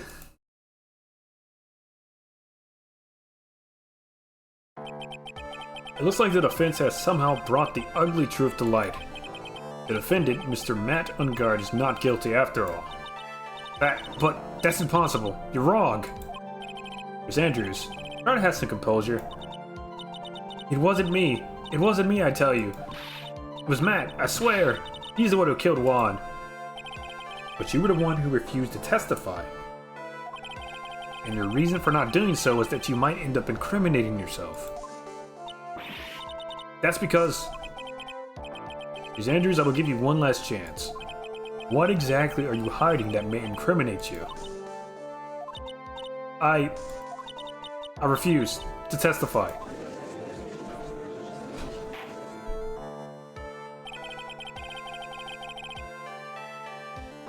There is no need for this court to continue any further. Mr. Mountainguard's innocence has been clearly demonstrated. Is it over? Have we found the truth at last? What's wrong, Phoenix? Usually the real killer confesses his or her guilt. And now that I think about it, this is the first time someone hasn't. Now then, I'd like to hand down my verdict for Mr. Matt Ungard.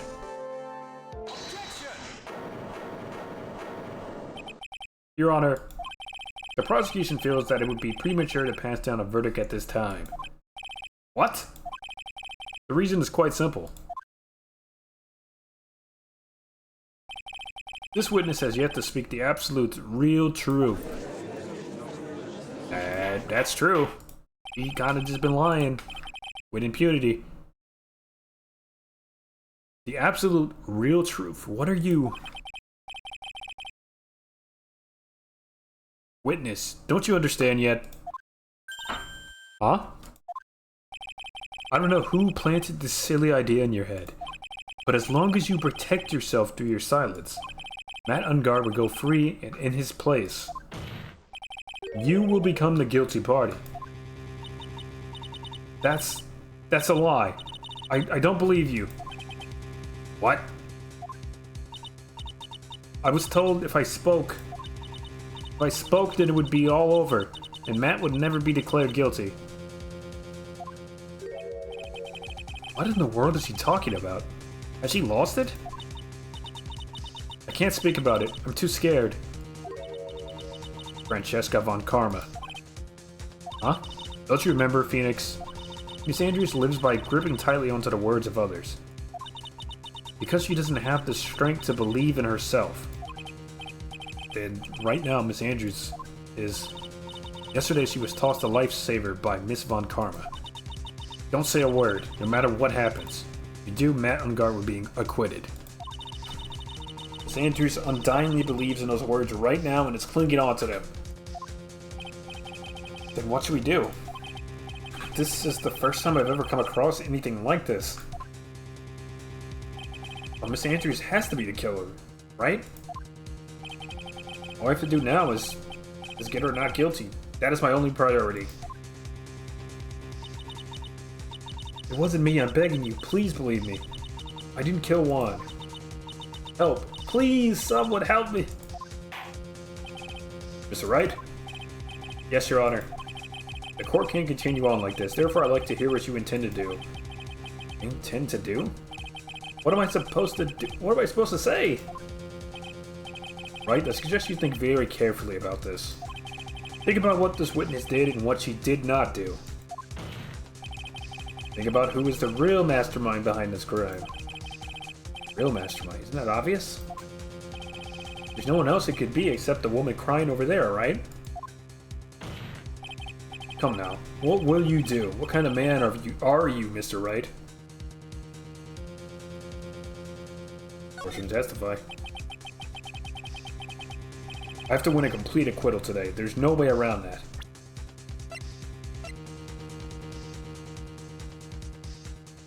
It's probably the killer. What? I can't bring myself to do it like this. Not when she's making a face like that. Miss Andrews, I'd like to know what you are really hiding. Mr. Wright, are you sure you know what you're doing? Nope, but we're doing it anyway. Sure, Mr. Ungard would get an acquittal, but in this place you would be found guilty.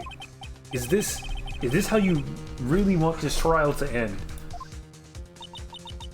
Be quiet, how dare you? You're trying to trick me. That's enough. I commend you for trying, Mr. Edgeworth. However, it's clear that the defense's theory is the truth. You're wrong.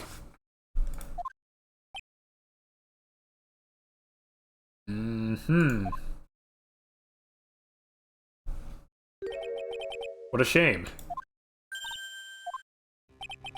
I'd hoped things wouldn't come to this. However... What is it, Mr. Edgeworth? Miss Andrews, since you absolutely refuse to testify, it falls on my shoulders to disclose this to the court. Stop. Mr. Edgeworth? This witness, how should I put this? She has an illness. What? And because of this illness, she has tried to take her life, take her own life in the past. Stop. Please stop. No matter how much you want to hide it, it's no use. I have the evidence right here. That's the second part of the note. Of the report. The attempted, report. What will you do now, witness? You know what I'm about to do, don't you? I will now reveal to the court the true nature of the pitiful woman known as Adrian Andrews.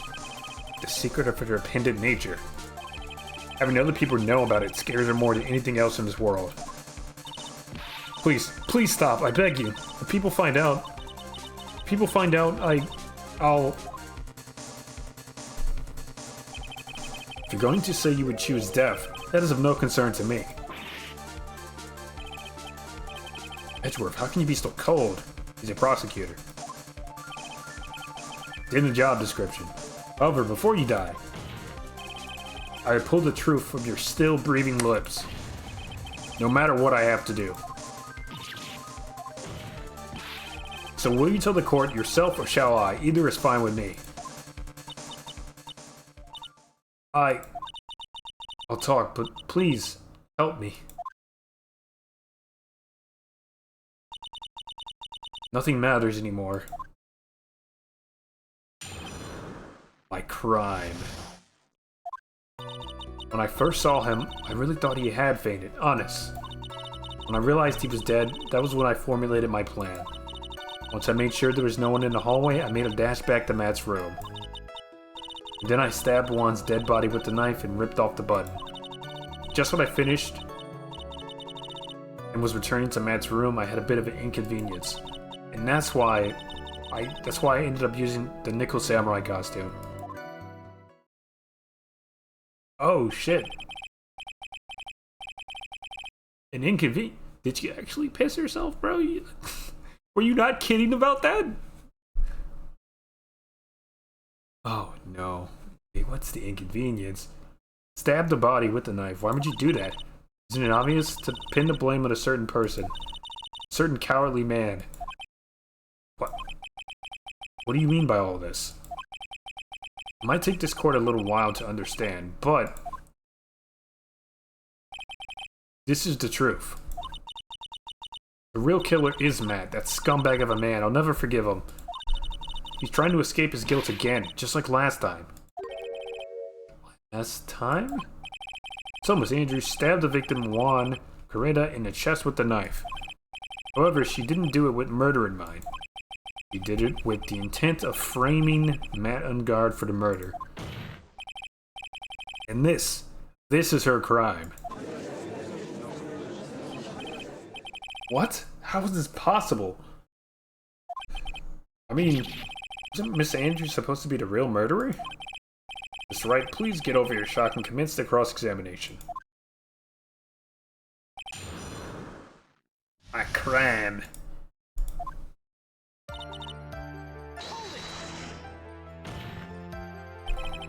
But you could tell from the state that the room was in that there must have been a fight. Are you telling the truth when you say that you did not know he was dead? He had a scarf tied around his neck. But that scarf is a part of the Jammin' Ninja's costume, so I didn't think anything about it was strange. His head was also tilted down a bit, so I couldn't see his face that well. That's why I thought I'd wake him up and went to pour his juice.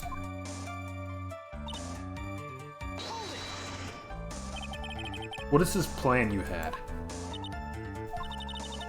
I knew right away the murderer was Matt. I knew because, one, he was going to expose Matt's weakest weak point to the world. So Matt did this to stop Juan and silence him for good. That's when I thought I should forge some evidence and pin this crime on Matt. So the forged pieces of evidence were the knife and the button. The first thing that came to mind was to plant the knife. Once I made sure there was no one in the hall, I made a dash back to the room. That was so you could get the knife, correct? The knife that Matt used at dinner had his fingerprints all over it. I thought that if I used that, then the police would certainly turn their eyes towards him. Matt was napping with his costume on at the time. I slipped in, took the knife, and returned to the scene of the crime. Then I stabbed Juan's dead body with the knife without the button. So you were the one that stabbed the victim with that knife. It gives me goosebumps to think about it now. What a horrible thing I did. But at the time, I couldn't control my own body. It moved on its own. And when I stabbed Juan's dead body, I suddenly realized something. If I use the button somehow, I can make Matt look even more suspect. So you don't have to rip one of the buttons off and then plant it in Mr. Unguard's Hakama. Yes, that's what I plan to do. But things never go that smoothly, do they? Just when I finished and was returning to Matt's room, I had a bit of an inconvenience. Which was... there was a woman with a camera at the ready, loitering in the hallway. Oh, Lotta. Willing to bet my spikes it was Lotta. There's also a woman with a ray gun at the ready, pacing back and forth. Video bag. I had already been caught and made into a big scoop for a certain weekly tabloid once, but I couldn't very well go out looking like myself and get caught again. That's why I ended up in a nickel samurai costume. You were the one who prepared that costume, weren't you? Yes, I took it from Global Studios. I also put it into Juan's guitar case the day before the award ceremony. You did this in preparation for the press conference, correct? Yes, Juan wanted to wear that costume and hold a press conference in it. He was going to disclose Matt's big secret there. What is the secret? That I don't know.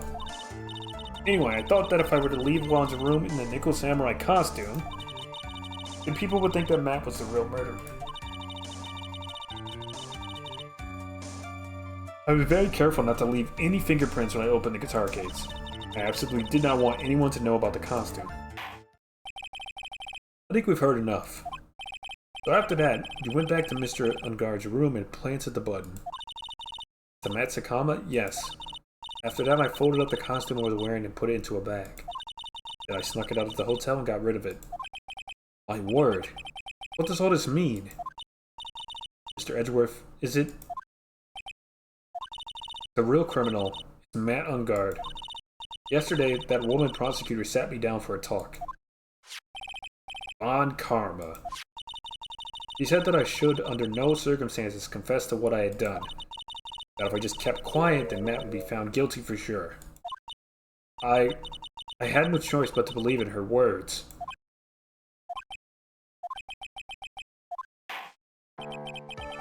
What this witness has done is clearly unlawful. However, as long as her testimony stands, we can be certain she is not the real killer. Wait, Your Honor. The defense still... Right? Edgeworth? It's pointless. At this point in time, it is not possible to indict Miss Andrews on anything. Yes, exactly. There isn't a single piece of evidence that points to her as the murderer. The cross-examination of the witness is over. So is today's trial. Couldn't establish that the witness was the culprit. Please let it go, Mr. Wright. But, Mr. Edgeworth, please place Miss Andrews under arrest for further questioning. Understood, Your Honor. The prosecution will arrange for her detention immediately. That is all. Court is adjourned for today.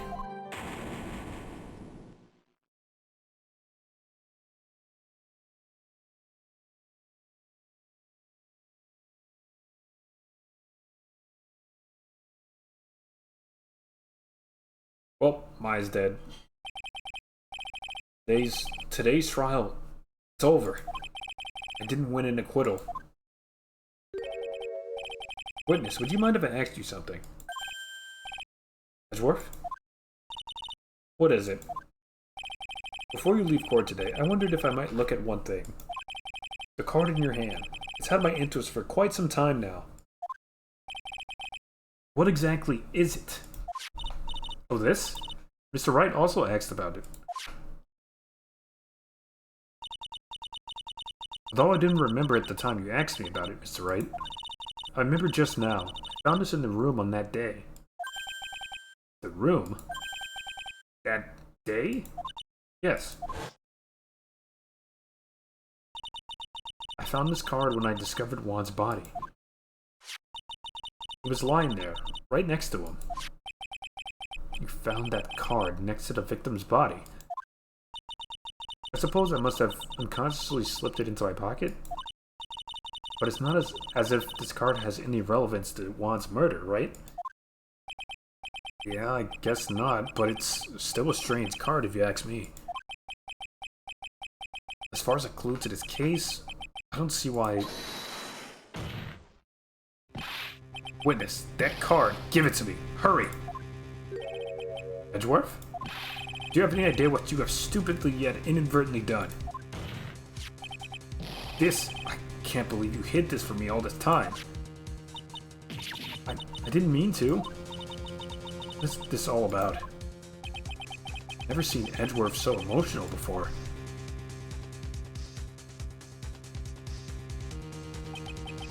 That card.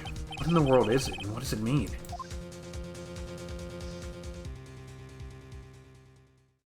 Is it the calling card of a serial killer? I would like to save.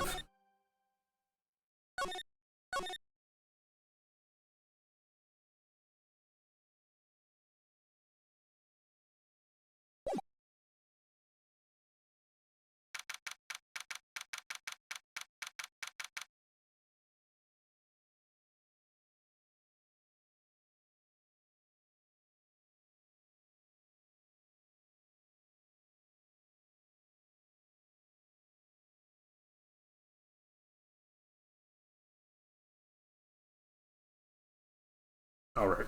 March 22nd, 5:24 p.m., Writing Co-Law offices. Mystic Maya! Mystic Maya! That was nothing. There, Pearls. I can't take it anymore. Wah! Look, it'll be alright. Everything may still work out. The condition was that we had to get a not guilty verdict. And so far, the kidnapper has kept his word and hasn't hurt Maya. And he won't because Mr. Engard hasn't been given a guilty sentence yet. I don't know if that's how it works, bud. Cheer up, we don't have time to stand around crying. We have to get going. You're right. Mystic Maya is in much more pain than I am. Yes, that's right. So... Hey you guys, glad I caught you, pal. Mr. Scruffy Detective? Oh boy, looks like Detective Gumshoe has been dubbed Mr. Scruffy Detective in Pearl's book now. He's just plain old Mr. Dick Gumshoe now, and I came to talk to you, pal. Well, we're kind of busy right now. So what are you going to do from now on? What do you mean, pal? Well, you've been fired, right? So do you have a new job lined up yet? Or... Oh, that. What am I supposed to do now, pal? I don't have anything coming in at all until my next payday. What are you talking about? You don't have another payday. I guess that means I'm just gonna have to work here at your place, pal. Say what? You'll be searching for things that will protect Mr. Ungard's innocence all day, right? Well, yeah. So yeah, I'm gonna help you, pal. I've got lots of experience investigating and watching over people's places. I'm great at making really simple meals, pal. I'll take care of it all. Come on, Mr. Nick. Let's let Mr. Scruffy Detective take care of things. Okay. By the way, what's your best dish? Instant noodles, pal. Why am I surrounded by people who only eat cheap, unhealthy foods? Okay, well, welcome to the crew, Mr. Gumshoe.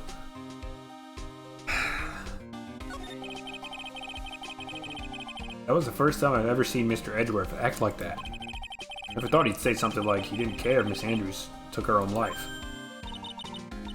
He said that? That's horrible. But because of him doing that, we got the truth, finally. The truth? Miss Andrews' last testimony. I wonder if that was the truth. I'll give you that there was nothing strange in her testimony itself. But I still think that there's something fundamentally wrong with the whole thing. You mean about that thing, pal? Why would she want to, almost need to frame Mr. Ungard? I couldn't figure that out from anything she said all day. Then, you're saying that testimony was a lie? Not a lie, per se, it just feels like there's more here than meets the eye. Or that's what Edgeworth would like us to believe. It's such a dirty trick. Even that woman prosecutor was better than that. Francesca von Karma. Speaking of Miss von Karma, do you have any more information on her condition? Wasn't she shot this morning? Miss von Karma was shot today on the way to a trial by a pistol, pal. But she's gonna be fine, alright? I mean, Edgeworth said she was in stable condition, but... well, she was shot in the shoulder, so she's okay, still hanging in there. They should be done taking the bullet out, so she's probably resting at the hospital. Which one? What? Are you going to visit her, pal? No, well, I'm kind of thinking about it. I don't know, bro. I'm not trying to get whipped by Von Karma from a hospital bed. Maybe she got the arm that she uses to whip in, honestly. We might be fine. Hold on. We might be okay to do this. Hey, you've actually got a heart, don't you? She looked like she was being tortured to death not being able to go to the trial today. But maybe it'd be good for her if you went and let her whip you for a bit, pal. No. Let's go let her whip us, Mr. Nick. Pearl! No. I'm definitely not going. Let's see, the name of the hospital. Oh yeah, the Ati Clinic. Oh no. Oh, that name sends a chill down my spine. Guess it can't hurt to stop by and say hi.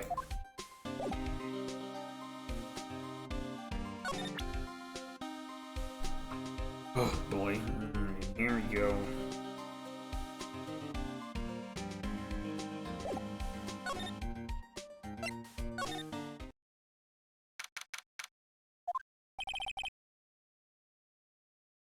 Oh, never thought I'd come back to this place.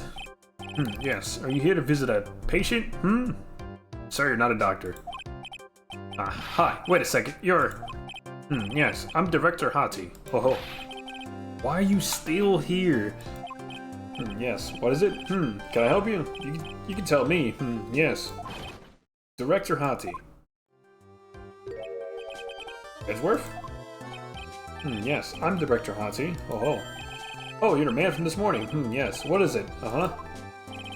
Director Francesca. How is Francesca von Karma?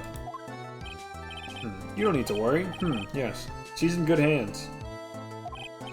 Because, you see, I'm personally taking good care of her. Yes. Hee. Yes, and that surgery, went well.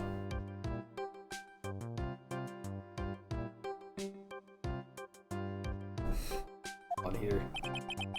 You have my gratitude. Looks like Edgeworth doesn't know about this director and his secret. You look so pitiful, absolutely terrified. Yes. But I understand. Yes, her opponent was a gun after all. And when I snuck up on her real secret light, she would scream really loudly. Yes.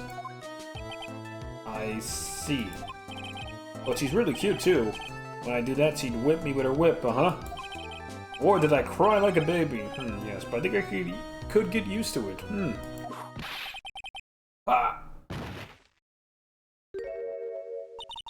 Go back to your room. So mean. So mean, my frisky Fresca. Okay, yes, it's time for my IV drops. Yes.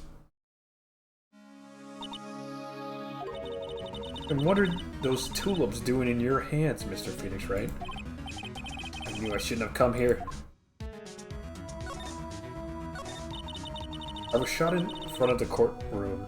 Sorry, in front of the courthouse in my right shoulder. But it's no big deal. This sort of thing happens all the time. No, it doesn't! I even had full intentions of running the trial this morning. But that would have been too much for you. There's no need to act tough in front of us, you know? Regardless, I was dragged here by that man over there. He was so unyielding, one has to wonder if he was simply interested in stealing my case. It was the only logical course of action, given the bullet was still lodged in your shoulder. But by taking over the case, I found myself having to clean up after you in that irresponsible deal you made. I think I know what deal he's referring to. Miss Von Karma, you made a deal with Miss Andrews yesterday, didn't you? I don't know what you mean. In order to make sure you got your guilty verdict on Mr. On Guard, you told Miss Andrews to not testify in court today. I don't know what you're talking about. Do you have proof that I made such a deal? You're denying it. It looks like you were lucky, Mr. Phoenix, right? If I had been in court today, this trial would already be over. All while hiding Miss Andrews' own crime. That isn't my problem, whether she had tampered with the evidence or not.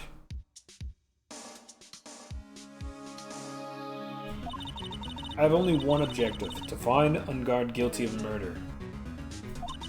The end justifies the means, Mr. Phoenix, right? The end justifies the means. Not so sure about that. Miss Von Karma, Adrian Andrews believed you when you said, if you don't tell the truth of what really happened, then Ungard would be found guilty. And what does that have to do with me? Because of that, she is now in danger of being found guilty herself. All because she believed in your words until the very end. That still has nothing to do with me. She's just a weak person, that's all. Man. But you had to know she was. Ow! I think visiting hours here are about over. So if you excuse me... What's wrong? Why does she suddenly cut you off? Probably because she thinks I had the advantage in that argument. Edgeworth? Front-facing Edgeworth? What happened today at the trial, Edgeworth? That was not like you at all. I mean, I know you knew about Miss Andrews' condition. You could have made her testify as many times as you wanted, but to go that far? But she wouldn't testify about that until I said something. Listen, right. The courtroom is a garden of judgment. I'm putting myself on the line when I stayed in there. And that's why I made the witness do the same. It's only natural. You know about the card. By the way, Edgeworth, you were really angry in court today. That's rare for you. Witness that card. Give it to me. Hurry. Do you have any idea what you have stupidly yet inadvertently done? This. I can't believe you hid this from me all this time.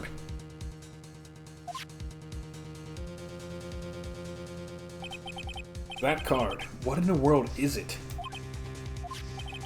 And this? Listen, right. This is top secret information. You absolutely cannot leak this. A special investigation team has existed for a number of years, but few know of it. Understand? Your task is to find the owner of this card. A man called Shelly the Killer. It's a serial killer. And just as his name states, he is a killer, an assassin, the best at that. Assassin? Waits next to the victim at the time of the murder. Miss Andrews was carrying it. Assassino. So who is this Shelly the Killer? Ah, Shelly, I get it, because it's a shell. Got it. The killer is the name of a long-standing line of assassins. Long-standing? The name first appeared about 100 years ago, I hear. Okay. Are they part of some sort of brotherhood? Do they have some sort of creed? Shelley is the professional name of the third heir to the killer name. Alright.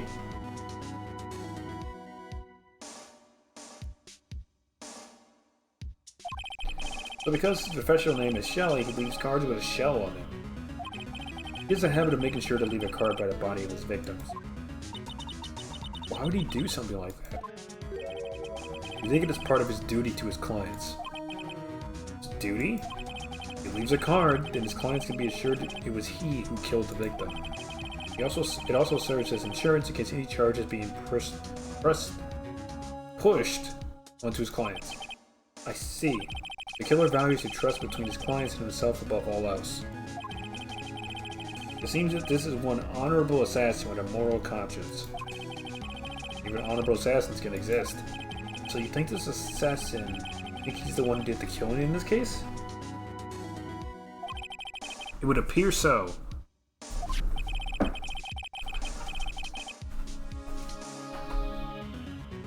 The discovery of the card basically confirms it. Wouldn't you agree?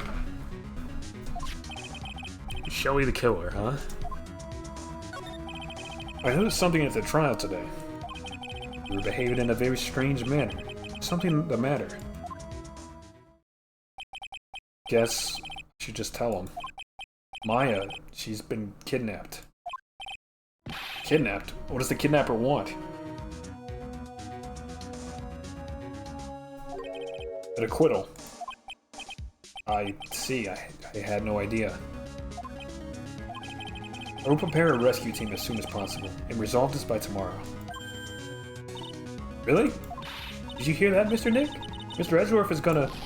Stop trying to console me, Edgeworth. I don't need your pity. Mr. Nick? There's no way you can find her. We don't have even a single lead to go on.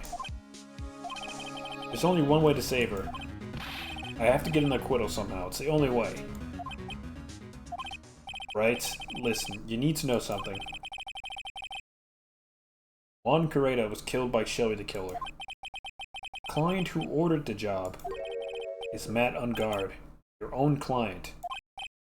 Please, stop. I can't listen to you. I can't believe that.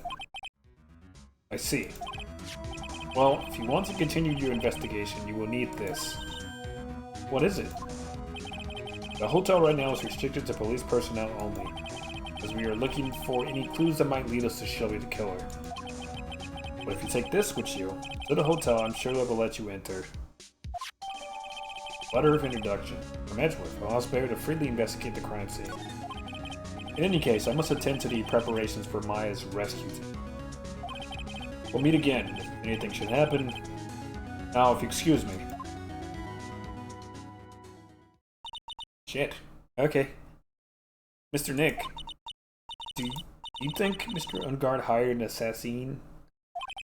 No way. I mean, doesn't have a psylock. Or psyche lock. Yeah, I guess not. Maya. Please, all I ask is that you make it home safe and sound.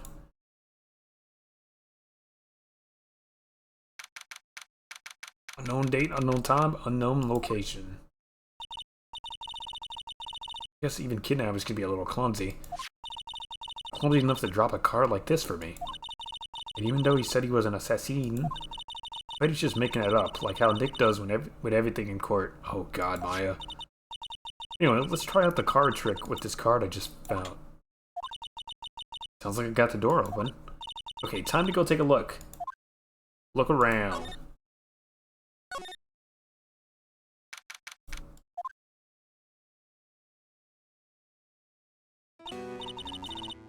What is this place? I got a feeling I'm not in the hotel anymore. Those videos over there? I'll worry about that later. For now, I should be looking for clues.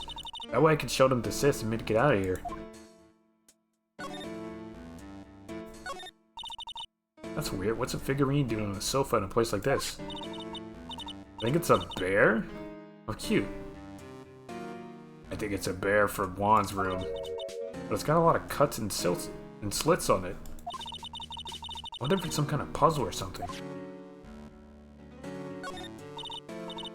Locked, of course. Doesn't look like I can use the key to open this door. There's a little hole at the bottom of the door. If only it was a little skinnier, maybe I'd be able to crawl through it. What is this? An antenna, I guess? This is a VCR? Sure, a lot of electronic gadgets here. But what is an antenna doing here? You got a dish.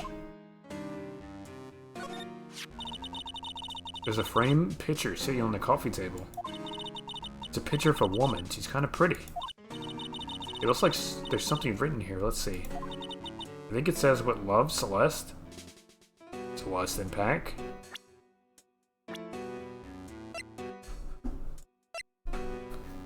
Yeah, that looks like her to me! Bet this could be a clue. Oh, this simply will not do. I cannot have you wandering around at will. Oh my goodness! It seems that your Mr. Right is truly concerned about you. Okay. He is? For now, I would suggest you remain cooperative. If you cannot, there are ways in which I can help you. Ways? You mean... Dead men tell no tales is how the saying goes, correct? Dead? Almost certain I told you on our first meeting, I am an assassin. No way. You're lying. I mean, an assassin? People are not always who they appear to be. Nick.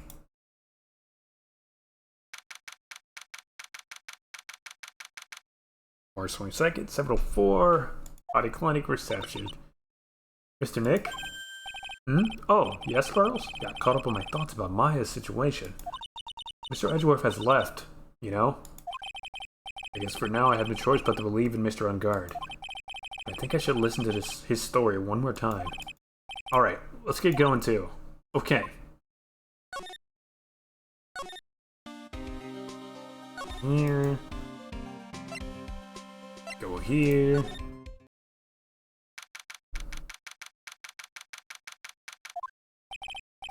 I'm sorry, but visiting hours are over for today.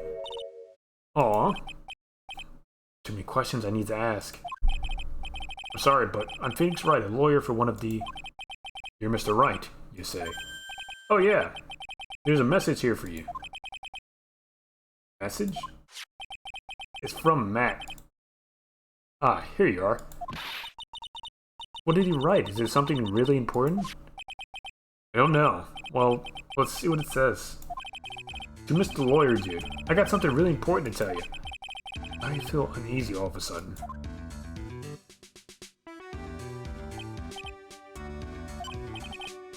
Oh, Mr. Wright. So actually, I have a favor to ask of you. I have this cat named Shu. He didn't put out a lot of food when I left the house, so he's probably pretty hungry. You think you could drop by my house and feed Shu for me, dude? My house is just a little ways down from the hotel, alright?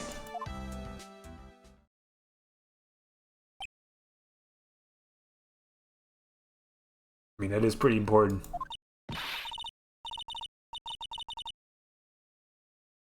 This is terrible. Let's hurry. We have to feed his cat. I'm sure poor Shu's stomach is growling by now. Yeah, I guess. Please feed my cat, Shu. My house is just a little ways down from the hotel. Alright. The client's request is a request. I guess we should go check up on his cat?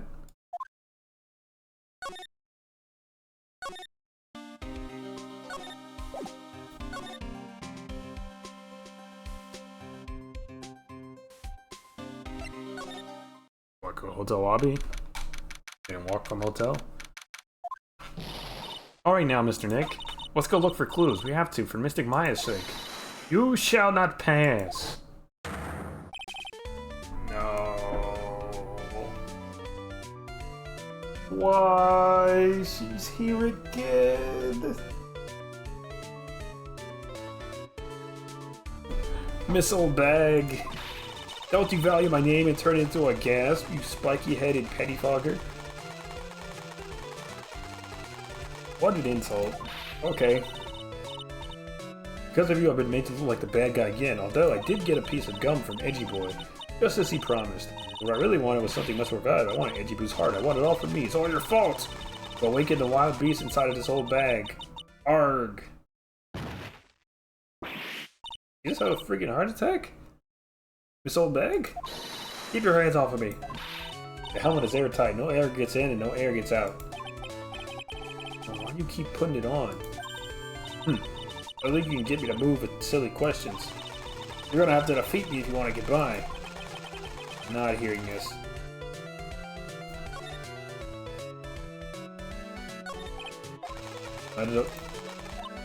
Ha! You're a million light years too early to be asking me questions, a whippersnapper. The only way I want to get any investigation done is to first do something about this kooky alien. Yeah, what if I freaking show you the,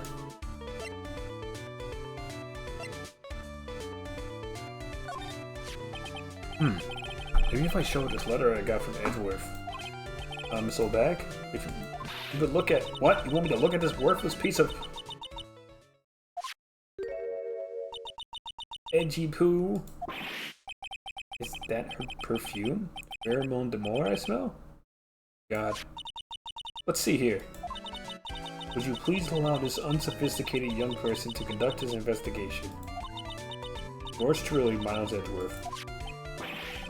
Yours truly? That man's good at flattery. Fine, but only because Edgy Poo said so. You understand? God... I just thought of something I have to do. Remember, no messing around. If you do anything bad, then I won't let you off the hook. Goes. No, we didn't win. But Maya's still okay. The upside. The downside is, we think that the person who kidnapped her and the person who also killed Juan is a serial killer that Edgeworth has been working with the police to catch for quite some time. So, we have an uphill battle ahead of us. Yeah.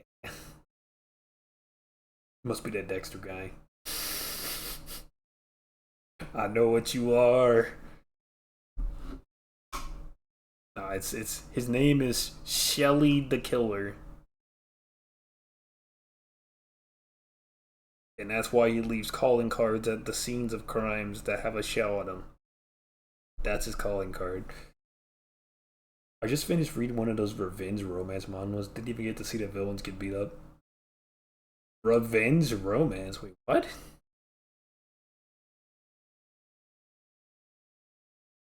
Shelly sounds close to Dexter, but I just can't prove it.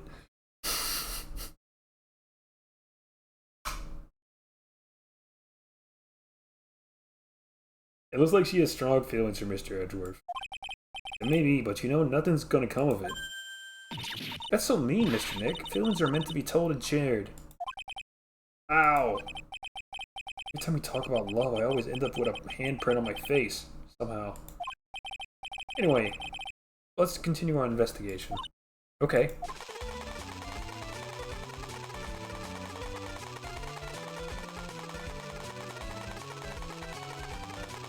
I thought you...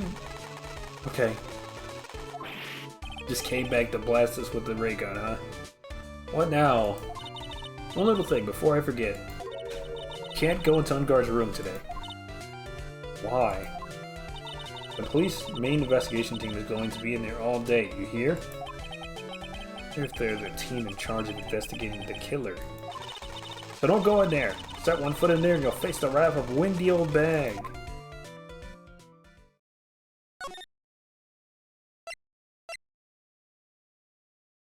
Okay, what if I go to his house? What if I just go to Matt's house and feed his cat? Unguard Mansion? Okay.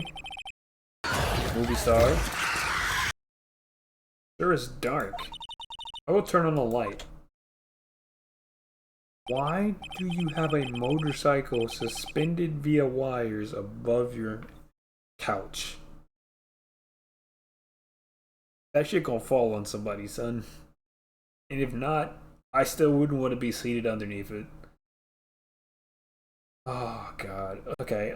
Wow. This is just what a star's house looks like. It must be nice to be rich. Come on, Mr. Nick. Let's find Shu, the kitty cat. With with Phoenix, I can say the word. With Phoenix's luck, Shu's not going to be a cat. A kitty cat, excuse me. It's going to be a cat, but it's not going to be a kitty cat. It's going to be a fucking tiger. I'm calling it now. I'm manifesting it. I'm pretty sure it's going to be a tiger. Shu! That's a vicious tiger. That is 1000% a vicious tiger. So I guess this is Shu. What a lovely cat. Hello, Shu. The cat seems to like pearls. Pardon me.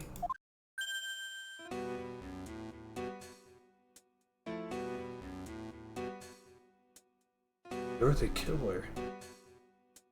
Are you also just Matt's, like, butler, bro? May I help you with something, mister?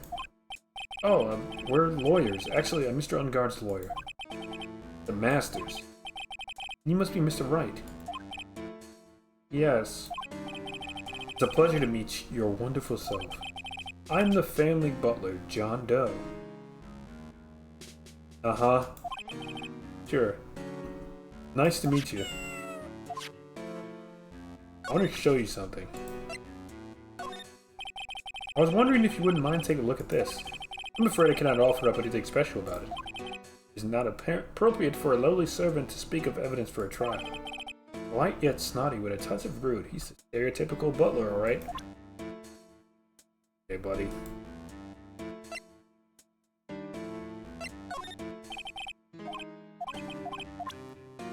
Yeah, I know what you are. Alright, well. You must know all sorts of things about Mr. Ungard, right? Honestly, sir, I don't believe my master is capable of such a foul deed as murder. And, anything else? No, not especially. It's not appropriate for a servant's desire to speak on master's affairs. Oh, typically butler-like, as it were. Dell? Mr. Dell, how long have you served at this residence? Well, so I would have to say maybe about 1 year. And, anything else? No, not especially.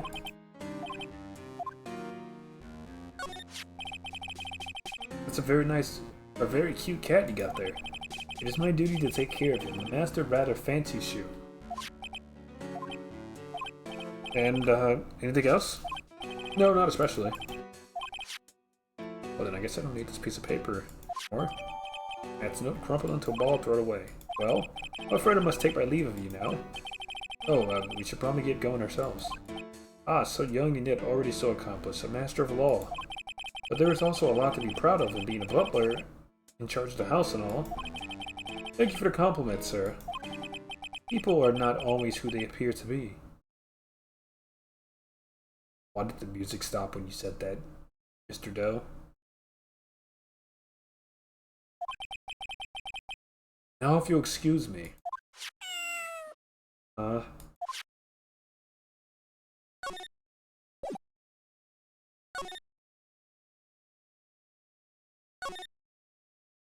thought your stream froze. No, that was a dramatic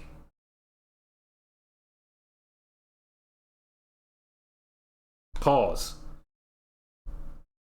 A giant bicycle is flying through the air. Pearl. That is indeed a bicycle. That bicycle, Pearl, is one you don't have to pedal, and it moves on its own. Really? Wow. I'm sorry to disappoint you. It can't fly.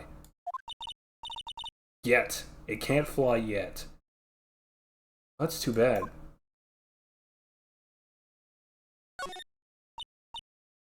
Oh, there's a giant cooking hearth here. There's actually a fireplace. How are they different, Mr. Nick?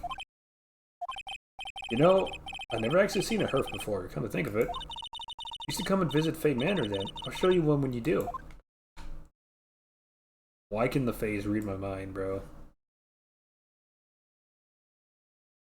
Why the Fae is able to hear my inner monologue. Literally all of them do it. It's a very comfortable and spacious lounge set. I wonder if famous stars drop by and sit around and have a good time. In any case, I don't really belong here, do I? What does it whip me feeling inferior today? Thank you for your contribution to the conversation, Pearl. There are masks here. Yeah, that one in the middle is the Steel Samurai. The ones next to that are the Pink Princess and the Evil Magistrate. They fought many battles against the backdrop of Neo Tokyo. Oh, you really know a lot about the Steel Samurai, Mr. Nick. It was Maya's favorite show. I don't know whether to laugh or cry that I know more about that show than a kid. There's a small door at the bottom of this bigger door, Mr. Nick. I bet it's for Mr. Unguard's cat to use. Oh, you mean Chew? The door, it's locked tight. I guess that's to keep nosy people like me from entering. Through the cat door? I mean, maybe Windy Old Bag would try it. Or Lotta, trying to get a scoop. There's another door over here. You shouldn't go wandering off over there, Mr. Nick. Yes, Pearls. You know how Maya feels when I tell her to stop playing around. Okay. Guess we get out of here. We skedaddle.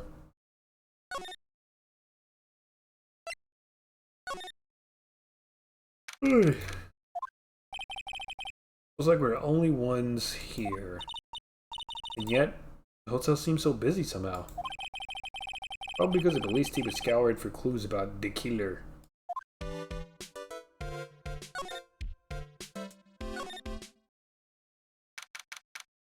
March 22nd, Gatewater Hotel hallway. Hey, city boy. Lotta. Lotta, you're still here. Reckon course. An investigative photographer eats or starves on her ability to snap up the scoop, yeah? This hotel just has that aura of mystery. You know, like something's always about to happen.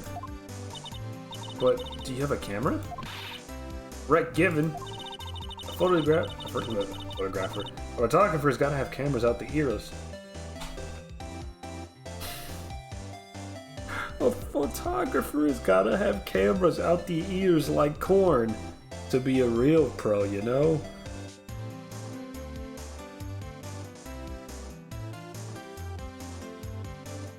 I bet she's super proud of that line, Doug. I know she's thinking, oh, I really killed him with that one. Oh, goodness. Alright, so I'm hanging around here. Speaking of cameras and feeding the mouth, do you have mine? You bread thief? Why can't you drop the thief thing already?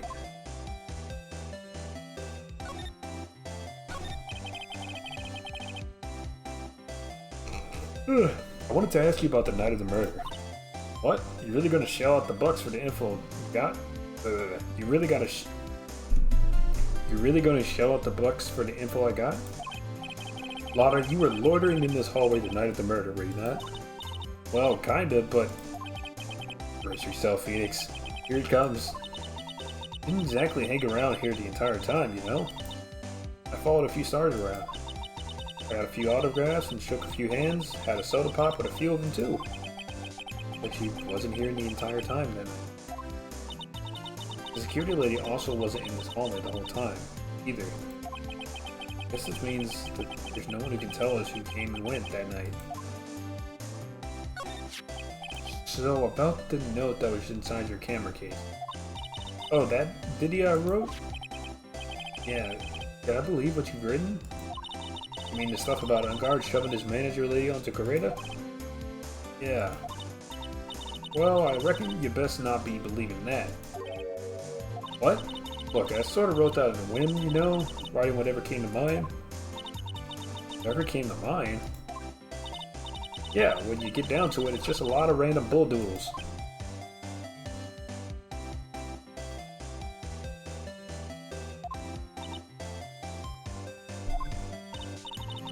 Hey, what's with you? Why are you staring at me like my grandpa used to? Hey, and why do you look like you suddenly got older, too? Or am I just shrinking here?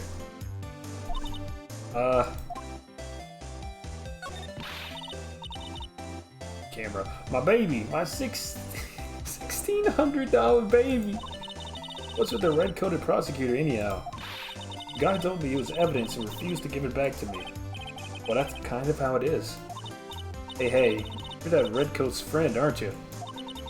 So put in a good word for me and get me back my camera. Want me to do what? Listen, nag the guy real good for about 5 hours and I guarantee he'll give it back. Why don't you do your own dirty work? Well, I reckon it's time for me to get going. A tabloid photographer without a camera. It's just a tabloid, huh? Huh. Yeah, I guess so. Keep yourself together out there, you hear? I'm coming to see you in court tomorrow. Okay, I'll see you then. And you too there, little one. Keep up the good work, okay? Okay. Don't be picky about your food now. Okay. And make sure you do all your homework, you hear? Okay. If you happen to find yourself a camera, make sure you bring it right to me, you hear? Would you please just leave?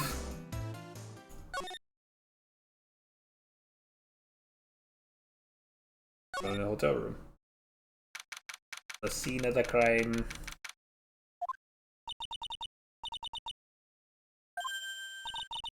Mr. Nick? What is that otherworldly, ghastly moaning? These are interesting sounds. I hate evil ghosts. Wah! I don't think it's a ghost. Maybe it's a demon? Excuse me, watch who you're calling a demon, Brett. Oh my god. Just keep showing up. Zoinks, it's the alien. You called it an alien.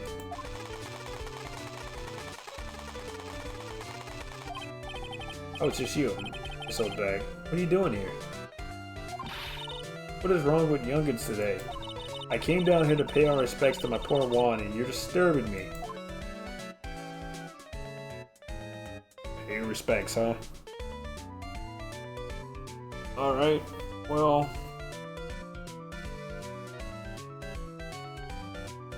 guess we can ask you some questions then.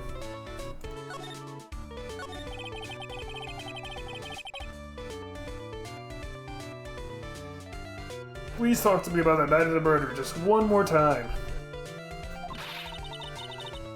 I talked about it plenty at the trial. I was fooled, tricked, deceived by that fraud photographer and her note. She was loitering around here with an imbecile look on her face.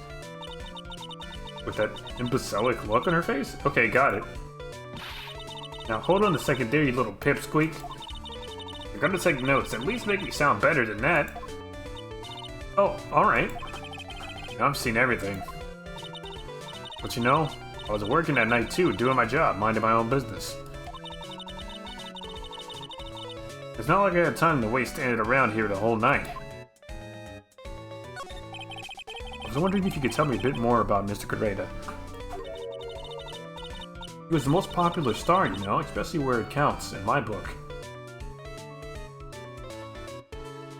I'm gonna move past that statement. Not ask too many questions. I heard that he was lagging behind in the polls against Mr. On Guard. Well, that's just a recent thing. Bad luck and all, you know? But he was gonna become an even bigger star than he used to be. Look, just look at this mountain of presents. It's to show the mountain of feelings all his fans had for him. Yeah, the mountain is pretty big and certainly nothing to shake a stick at. Mr. Nick? What is it, Pearls? The presents, they're all bears, right? Got a point. There isn't a single thing here that isn't a bear.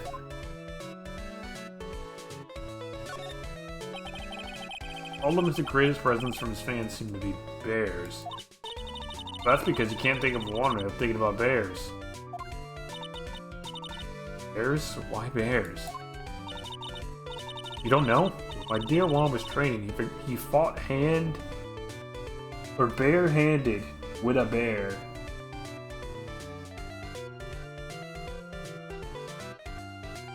Just like a regular, average, everyday bear, a grizzly, a black bear, a polar bear, the bear from Tekken, the one trained by Hihachi, bro, that has hands and feet and will wall to wall you.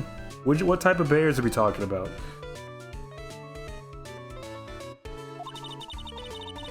He refused to give in and let the bear win, but after the fight they became friends. Sure. Wow, what a heartwarming story. Oh my god. It was crazy. Look, just like in those young people's dramas, I can see those two tuckered out. Down by a river going, heh, you know you sure can fight. You too, bud, you too. Did all of that really happen? It's in his biography, bub. What a load of crock. So ever since then, fans have been giving him bears as presents. Yeah, nice. Bears.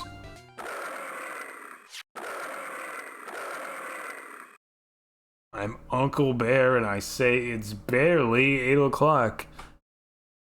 It's 8:35. What is that infertile racket? Is one of the presents going on? Sounds like it's already 8 p.m. Way past your bedtime. True. It startled me. I thought I was gonna die for a second. 8 p.m. That's the time when the award ceremony ended that night, remember? Time sure flies. Hard to believe it's been 2 days since the ceremony. Transceiver. Hello? Hello, hello. This is not a phone. Maya. How is Maya? You haven't heard her, have you? It seems you were not able to fulfill your end of the bargain, Mr. Attorney. I've heard the news. But would seeing my present did you no good. No, Mystic Maya! Mystic Maya! One more day, please. All I ask is one more day. I'll get a not guilty verdict for sure this time, please. I suppose if I must. I need that acquittal more than anything else, after all. Please let Maya say something. I want to hear she's alright. Alright. Then... a little... What's with this static all of a sudden? Hello? Hello? It seems... bad... connect... Damn it, did the transceiver just suddenly break? Excuse me.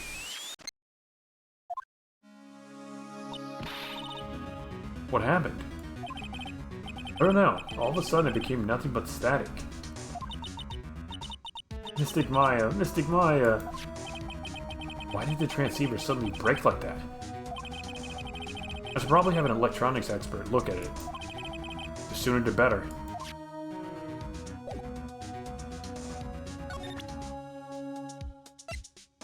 I honestly don't think I have anything to show to bag here.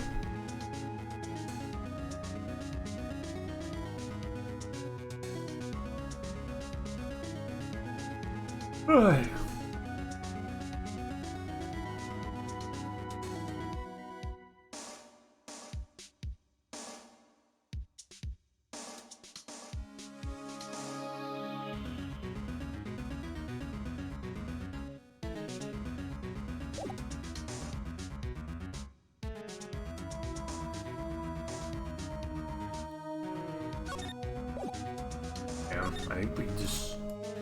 I think we probably ex-Gumshoe, honestly, because he had all the, he had missile and stuff, the metal detector. I'm assuming he knows how to do something with this. Closest thing we got. Gumshoe! Hey, welcome back, pal. Thought I'd make you a little something for dinner. That's nice. Thanks. The rich man's a luxurious full-course meal, out of a can, that is. Sorry you went through all the trouble to cook, but I don't have the time to eat. Oops, looks like you don't have a can opener, pal. Gotta be kidding. Here I thought he had already whipped something up.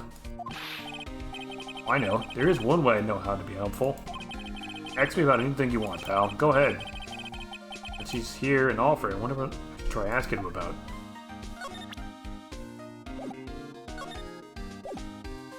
that. We know about this. Transceiver. Oh, Mr. Nick, you should ask Mr. Scruffy Detective about that thing. What thing? Oh yeah, this thing up and broke all of a sudden. Broke, pal? When I was talking to the kidnapper, it just suddenly broke into static. Look, it sounded like this.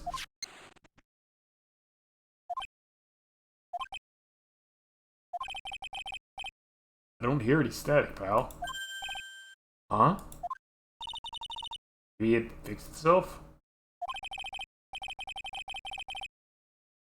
That's strange. I'm sure it was making a loud static noise. Maybe... What? Maybe it was electromagnetic interference, pal.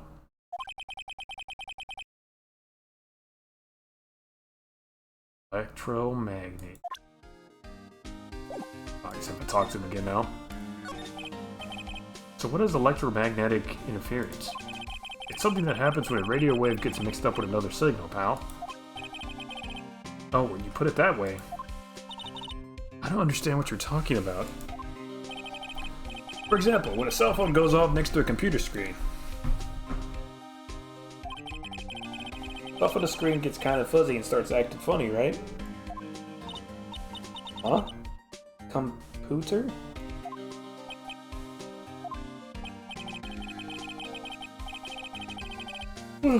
It's like when you use a dryer next to a TV and the screen starts looking weird. Oh, yeah, the TV does do that. Oh, so that's what you're talking about. Seems amazingly happy at being able to understand. So the room you were in when that interference to the transceiver happened, there's gotta be something up there that's sending out very strong radio waves. Well, hotel? I don't know where. Something like a listening device or something? Oh.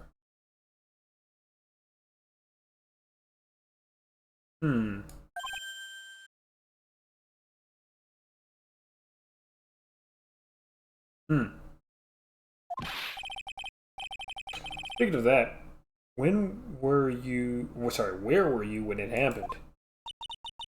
Juan's room? We are in Mr. Correda's room, the scene of the murder. What? That's it, I'm gonna sneak into that precinct and get a bug sweeper. I'll meet you at the crime scene later, alright, pal? Wait, Gumshoe? Oh yeah, baby, it's investigating time. I'm on fire, pal, my fingers are itching to go. Yeah! You should be going too, Mr. Nick. Alright, let's go. Oh, I thought I was clicking a button. There you go. Shit. Let's go back to the room.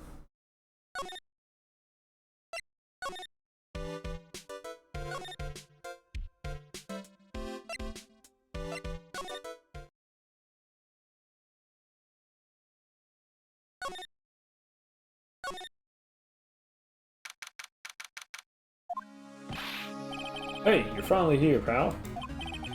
Sorry to keep you waiting. Do you have the, bug sweeper? Well, you see, I got busted trying to sneak in, pal. And suddenly, I'm staring at the precinct doors. The outside, I mean. So yeah, I couldn't get one at the police bug sweepers. What do you mean you couldn't get one? We needed that item. Hey, calm down, pal. Didn't say I didn't get one, I'm just not the police's. Oh.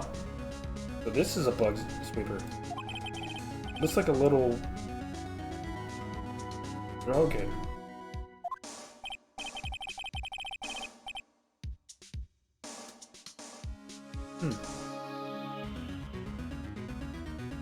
Oh, this thing is old as hell. He said this was made when I was in elementary school. By who? Me, of course. And this sure brings back memories.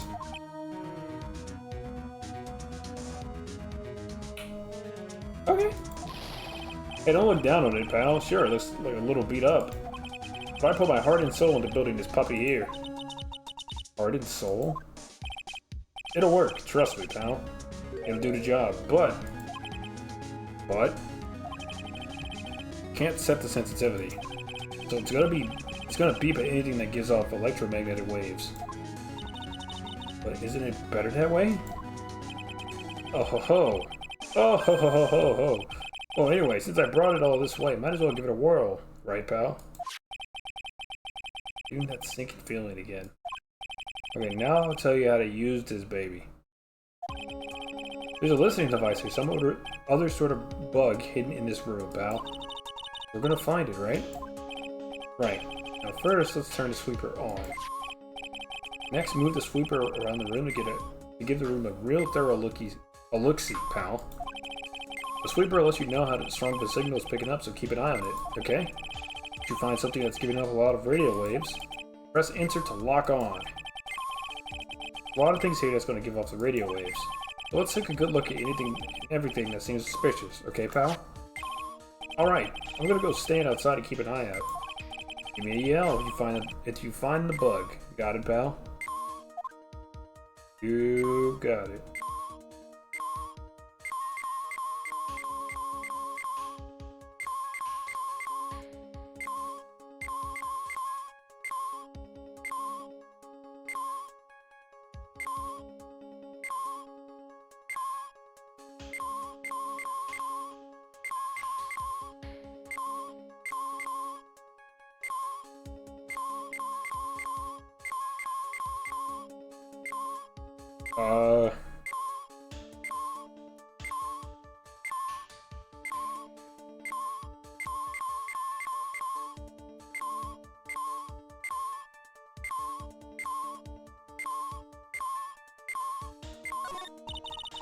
Doesn't seem to be anything good off radio waves here, Mr. Dick.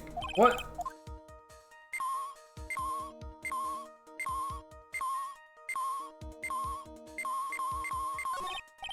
Lamp, check. Listening device? Nope. A lot of lamps in this room, aren't there? Yeah, and they're all on. You shouldn't do that, Mr. Nick. Don't you know that's wasteful? Yeah, I'll be more conscientious from now on. Sorry. I don't really think the listening device is in the TV of all places. The TV was left on, and it's now showing an old samurai movie. Yeah, this channel plays all sorts of international movies, as well as domestic ones. You know, every time I watch one of these old movies, I always think, wow, these Japanese stars are really good at English. Yeah. When I grow up, I want to study Japanese. I should probably keep my mouth shut here and not destroy a dream. Well, the listening device isn't in the AC. Yuck, this air filter is covered in dust and dirt. Yeah. Come on, Mr. Nick, let's wash it. No! Wonder being a neat freak makes even the tiniest dust bunnies look colossal. What? Oh, nothing. Bear? What a lovely bear. Just be one of those fancy bear-shaped toys. It's a robot? It's a real robot? Yeah, a real one. Mr. Nick. Yes? How many horsepower is it? How many horsies? Horsies? Oh, look, it's a bear, so, Cell phone. Nope, no bugs in there. A cell phone? What? Don't tell me don't know what a cell phone is. Sorry, I never seen one before. Now she mentions it. My cell phone couldn't get any reception while I was staying in Karain Village. Pearls has never lived outside of the village, so I can't say it's impossible to live without one.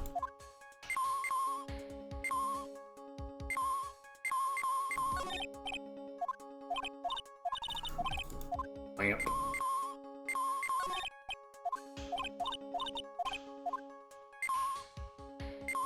This probably spoiled tomato juice.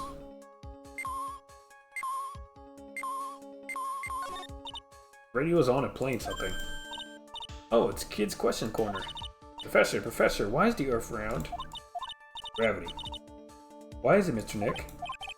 Why don't you listen to the radio program a little more, Pearls?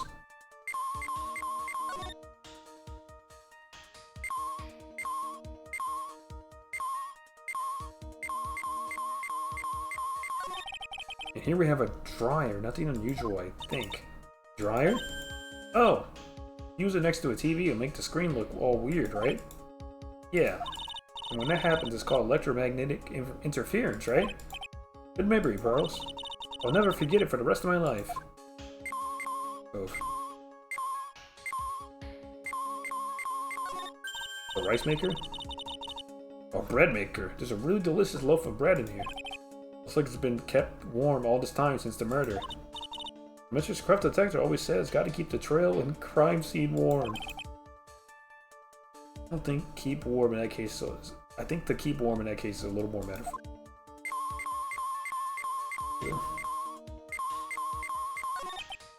It looks like an alarm clock. What's wrong? Why do you look so troubled? I just can't imagine the listening device being inside this alarm clock. It just sort of reminded me of something that happened a long time ago. Oh, well, anyway, it looks like the listening device isn't here. One of these friggin' bears.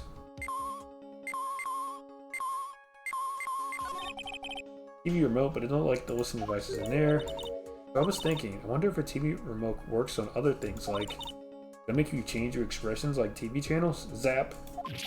Hey! But if I could, all the people I would give the old mute button to... I don't think it's gonna work on me. Why don't we try it on Maya tomorrow, okay? Okay. Camera. What's this? A small video camera. No listening device in this gizmo. Everyone's trying to make everything smaller and smaller lately, aren't they, Mr. Nick? That's what it seems like. I want to grow bigger and bigger. Well, eating only vegetables isn't going to help you there. You have to eat meat, too.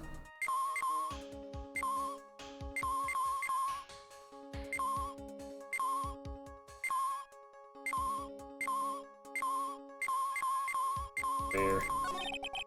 There's no listening device in a notebook computer. What's a notebook computer? You know what a notebook is? Yes, it's a small book of paper that you can write on, so... Well, that thing is like a notebook in a way. It's basically a small laptop. Oh, Mr. Nick, what's a laptop? This bear. This is a giant stuffed teddy bear, right? It's the biggest one I've ever seen. Hey, so did you guys find it yet? The listening device. I mean... No, not yet, but this bear's eye is... Let's see. Perfectly normal stuffed bear with some really strong radio waves. Sounds like you found the device to me, pal. Let's dig this big fella's eye out and see what we got. No, you can't. Such a violent act.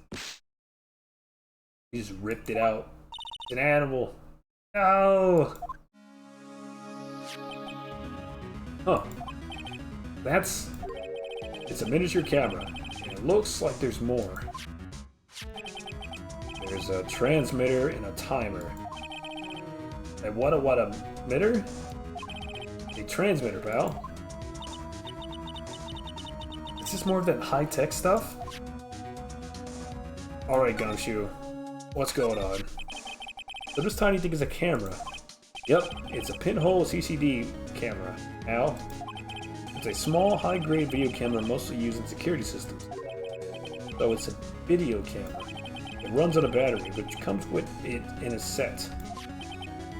But there's no videotape in this camera. This is only the camera part here, pal. The tape recorder with the tape inside it is somewhere else. Somewhere else? The footage is changed into radio waves and then it's sent to that recorder. So it's sort of like a TV broadcast, isn't it? Hey, you know, you're right. Body camera. Set to record the victim's room from 8 p.m. for 1 hour with running at time of murder. Got it. But what is a transmitter? It's a device that sends the footage the camera took to a specific destination. It's like a video version of a listening device, pal.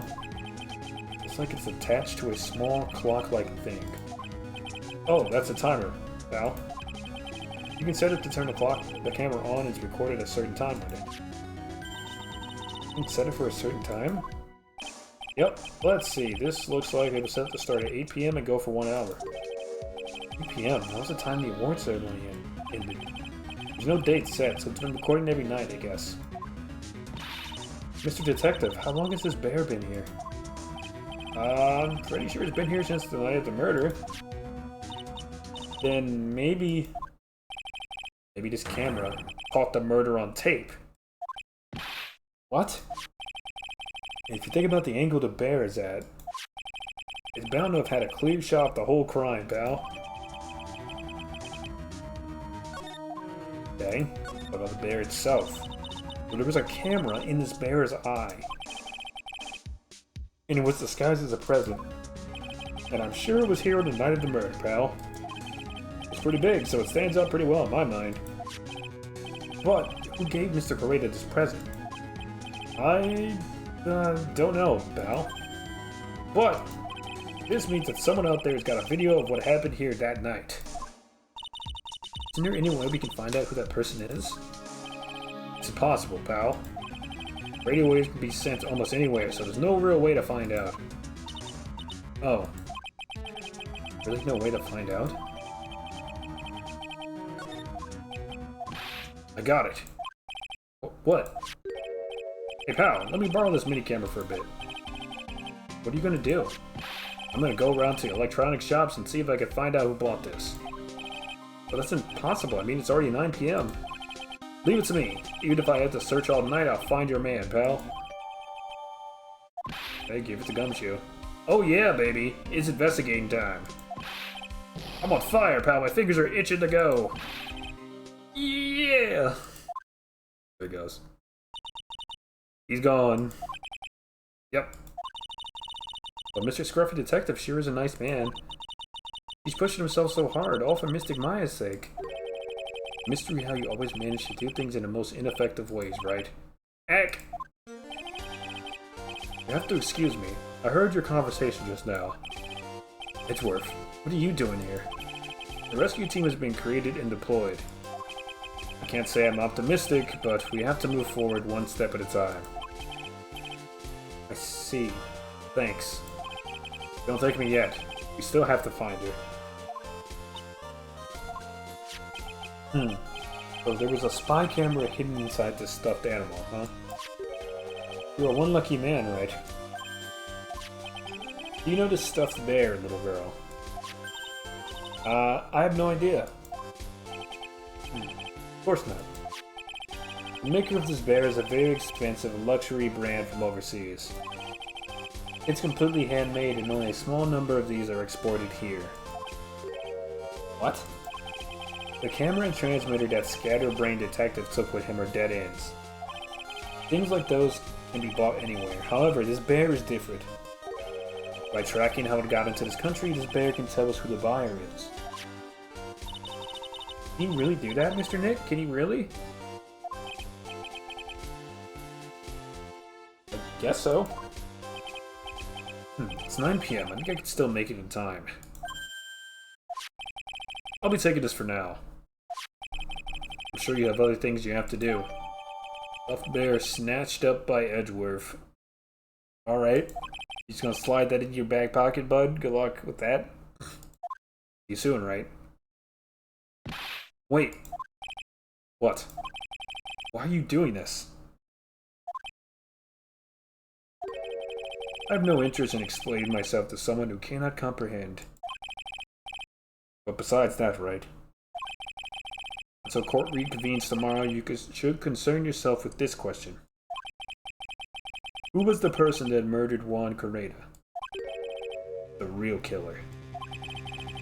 Do you really still think that it was Adrian Andrews? I'm having second thoughts. Second thoughts, third thoughts. To be honest, I don't know anymore.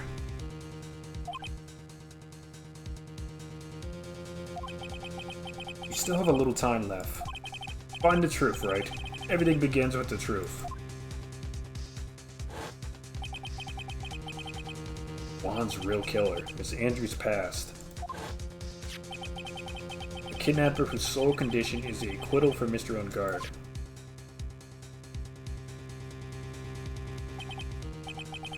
And this card, Shelly the killer.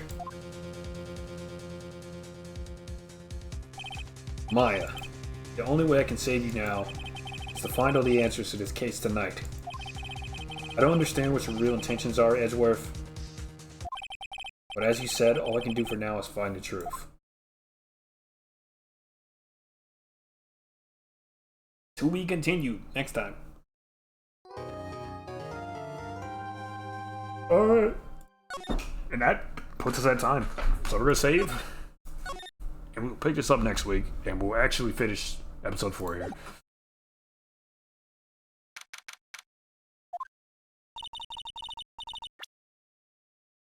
Alright.